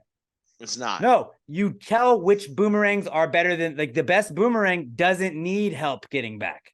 The ones that aren't good need help. So a lazy river is everything is. Everything. So if I was just floating down the lazy river and I took a shit, that's a boomerang? Absolutely. No. It's a bad boomerang, but it's a boomerang. So when I was floating off the back of the boat at your bachelor party and I took a shit, that was a boomerang? Yeah. It wasn't a good boomerang because it didn't go anywhere. It was not a good boomerang. I can tell you that right now. I did not feel good about it. Most boomerangs are not good. It's like when we say everything you put a handle on is a ladle. Most ladles suck when you look at it that way. That's the thing about a boomerang. Most boomerangs aren't good. A boomerang is binary. It either is or it is not. How dare you? In 2023. Yeah. You're trying to be binary. Or it is not. It's like, hey, everything in the world or in the universe is either a potato or it's not. Well, yeah, technically that's fucking true. But also, everything, it's either a boomerang or it's not. Do I throw it and then does it start to bend back towards me? That makes it a boomerang. If I throw it and it never bends, it's not a fucking boomerang. All right, our new Threads thing. Hit us up on @PassGayPod on Threads. Just send me pictures of stuff and be like, is it a boomerang? And the answer will be yes. That's the only thing that's going to good boomerang, bad boomerang. And send me that. And then I'll just grade boomerangs. I'm just going to comment underneath every single one of them. Go fuck yourself until Threads bans me. You don't have a Threads account, so you can't. Well, if I get banned on Threads, will it also ban my Instagram? I don't know. Is that something we can afford to chance? Because I'm going to get banned on Threads. I don't mean, just do it. Go off, dude. You got to make it your own, dude. But yeah, everything is a boomerang. Bad boomerangs. Nope. Like most things are bad boomerangs. But yes, anything in a lazy river is a boomerang. Josh, great question. Keep the boomerang questions coming. I love boomerang questions. These guys, not everybody gets it. You get it, Josh. You get it. All right. You're a boomerang. The proud, the boomerangs. The few, the proud, the boomerangs. Next question is from Ashley Wilkins. Boomerangs would be a great minor league baseball team name. Yeah, when we get our minor league team. The Birmingham Boomerangs, the Beaumont Boomerangs, the Belleville Boomerangs. Come on, that'd be great. Boomerangs. You got to have the alliteration with it. But let's move on. All right. This is from Ashley Wilkins @BusterHealerMix, making her second appearance on the podcast this week. Ashley says, "Is the Force in Star Wars magic?" No. See, I wrote that, like, on my little notes. I wrote, it is, but it isn't. It's like, because it's something you're born with. You're born with the Force. You have to learn how to harness it. But then I was like, fuck. Harry was born a wizard. He just had to learn how to use the magic. It's different. It's not, though. It's not. No, it's magic. is. It's like a type of magic, but it's not. It is, but it's not. Because in Star Wars, they have canonically realized that there is a way to measure your powers in the Force. They have these things called midichlorians. They're these tiny little creatures that exist within your bloodstream and determine your ability to manipulate and use the Force. Now, not everyone has as high of a midichlorian count. But that doesn't mean it's magic when somebody else can do it. Not a boomerang. Yeah, that doesn't determine whether or not you can use it. It's just, yes, the Force is a living force that exists within the universe and not everyone can access it. That doesn't make it magic. It's not magic because they can scientifically, what's the word I'm looking for? Measure it. They can scientifically measure it based on your midichlorian counts. But now in Harry Potter, you can scientifically measure that Voldemort's a really good wizard based on what he can do. right? Not based on his blood, though. No. Now he would tell you based on his blood that he could, but that doesn't actually mean anything because Hermione was a great witch as well. Right. She didn't have that pure Well, blood. She was a woman. Because she was a woman. Women are great at being witches. I mean, also you would say wizards now. Apparently, J.K. Rowling probably wouldn't. Robert, what do you think? Do you think the Force was magic? Because it's kind of magic. I He don't doesn't think it's even magic. watch Star Wars. It's It not is, magic. It not magic. is. It's like You can it's scientifically magic. quantify it. Really? By real science? Yes. Real science. Yes. Not Did you Star not Wars see when Qui-Gon Jinn put the little fucking thing into In the movie? Anakin's Yeah. arm and they use it and then fucking It's magic. Wi-Fi'd the readings off to another goddamn place? That seems pretty fucking scientific and not magic. It is, but it isn't. No, it's just it's It not. is, but it It's isn't. not magic. It is. It is a living force that exists within that universe that doesn't exist in ours. But it's also So it magic. seems like magic, but it is quantifiable within theirs. Magic is Oh, not I can quantifiable. just turn myself into a magic ghost too. If did. you were So we skilled did. enough, if you were skilled enough in the force, then They after did. years within death, after years of studying in your death, you could. Yes. Do you think Yoda was You just don't like, fuck, I don't you want don't to have help to this study kid magic. again? It's like, no, I'm just gonna make myself go away. That's what he did. He just vanished himself. He apparated. Because he was that strong within the force. It wasn't And just magic. magic that he could snap his fingers and do it. He had to train. Well, you think wizards don't go to Hogwarts to train, dude? They That's their It's Jedi a- Academy. it's a different universe though. Right. they but have it's the to- same thing. They have to learn it, but it can You be have to taught. learn how to harness your force. The force cannot ability. be taught though. You have to learn how to harness it. You have to learn how to harness your magic. Same thing. It is magic, but it's also not magic at the same It's time. not So magic. it's a yes, but no. It's different. It's different. is, It's but not it's not. magic. Good question, Ashley. Our final question of the week comes from Becca Smith. She's been lingering around the Gravy Gang for a while. Been lingering around. She's come out to some stuff, hung out with us before. But this is her first answers submission. Becca Smith at Hey Becca on Twitter. Becca says, do moths like flames? They're mesmerized by it. They absolutely love flames for a little bit, and then they get too close. And then they hate them. They fucking Actually, I'm Like, going to dude, say moths- yes. they do because you only love it until like you're They like, love "Oh, it no, because I'm it looks dead." so good. Like, It's oh, like- look at this. Check out. I'm a moth. I'm gonna go to this. What is this light? Oh, I love light. Oh God, it's burning me. Oh, now I'm dead. Like, you don't have time to not like it because you're just burned like real quick. Have you seen fucking moths are thin? They're just burning to a crisp real quick. Like, it's got to be a fast. It's like the submarine death. I would imagine it goes quick. Yeah. I mean, I was just thinking more in the lines of what could be the human equivalent of what flames are to moths. And I was like, well, tits to guys. But I love tits. And yes, I am enamored by them and drawn to them. So I guess that would mean moths like flames. Yeah. They like flames. They like any source of light, but like light bulbs are obviously their goats. Like lamp posts, lamps. Which 'cause is- they're like, which "Oh, is- which- I can just bump into which- it. What is a light bulb? It's it's a a boomerang, fake but a bad boomerang. It's a fake flame. It is. I love- a wannabe flame. I love real tits. I love fake titties. It's all titties to me. That's true. So But, like, they like yes, bumping into moths like shit. flames. They like I like- flames. I like bumping into titties when they They let. like flames, but only temporarily because then they're dead. Well, yeah, I like titties temporarily too, and then I finish and I want to go to sleep. Flames actually might be the last thing that a lot of moths like. They're like, hell yeah, some light? Oh no, I'm dead. Like that's probably the first thing that they see. Like, and they're like, we got to go to it, and then it's just over. I mean, yeah, hanging with the boys is better, but tits are great too. I'm just going to keep Well, equating everything you say into tits I know. and guys. That's what you're doing. And have I said anything wrong yet? Like what is actually better? Seeing a pair of tits or hanging out with the homies? It's hanging out with the homies. But if I have access to the tits, I'm going to do Hanging that. out with the homies at a strip club while you're seeing a pair of tits. Am I right, fellas? No, because you got to pay for that. I ain't about that. But you're a VIP, so they just let you in free because they're like, "Hey, you're pretty chill. Come on in." All right, I'd be all down for them There taters you then. go. Boom. Free taters. Moths, they do like flames. They're just deadly. It's a fatal attraction.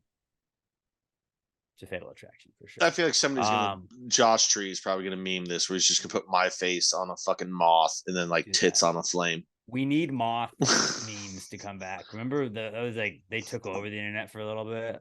A couple. I don't years remember ago. It was that. just like moths just showing up out of nowhere. It's like, is this lamp? When you Somebody say took thinks over lamp. the internet, do you mean like this happened for like one weekend? Like it happened for 2 days one no, I time? saw it. Yeah. You So I got probably those just lamps wasn't and on it's the the Dave Chappelle internet. crackhead, but it's just a moth does his face. Pretty good. That does sound familiar, yeah. But there's yeah, a moths moth like movie. flames, like men like tits. And women like tits. And gay men like everybody likes tits. Everybody. Most people like tits. I think. Everybody does. Women like tits, gay men like I tits. assume there's people that don't. Some people out there, but most people. No, I think there's people that are like, I could take them or leave them. You know, it's whatever. But everybody like There's somebody that definitely hates tits.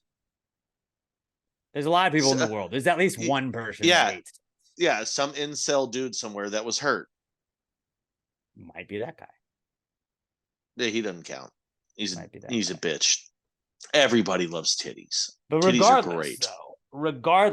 though, thank you guys for tuning in. Don't forget to hit us up at Pass Grade Pod on Twitter and use the hashtag PTG Answers if you'd like to submit your answers, questions at Pass Grade Pod on Twitter, at Pass Grade Pod on TikTok, at Pass Grade Pod on Instagram, at Pass Grade Pod on Threads. Follow us on all of them, and then like Sebastian has led the charge. Just ja away on all of our posts on the YouTube comments. Just ja. We know, we see you. We'll recognize real. We appreciate all you guys. I know Josh Tree was doing it. I know Todd was doing it. I know Mikey was doing it. I saw some of you guys doing that this week.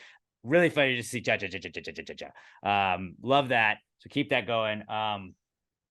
Give us the follow everywhere that you possibly can. I'm at Alex J. Milton. Pat's at Not Pat Dan. Robert is at Robert Barbosa 03. Robert has a podcast he does every Monday called A Recent Study Suggests. You can go check that out wherever you listen to podcasts. It's a dope ass podcast that dives into a recent study, like it says, and then they find out what went into that survey. But it's a fantastic podcast. Go give that a 5-star review on iTunes, Spotify, iHeartRadio, wherever else you're listening to this. Give us a 5-star review on iHeart, Spotify, wherever else you're listening to this. Go make sure you subscribe to that YouTube channel. Share us with a friend. We would really appreciate that. Let's grow this podcast a little bit. You know, share the video clips when we post them and stuff like that. We love you guys. Y'all are the best. Thank you guys so much for making us part of your week. Have a great rest of your week, a kick-ass weekend. And until we talk to you motherfuckers later, pass the gravy, you bitches. Gravy, gang, gang, gang.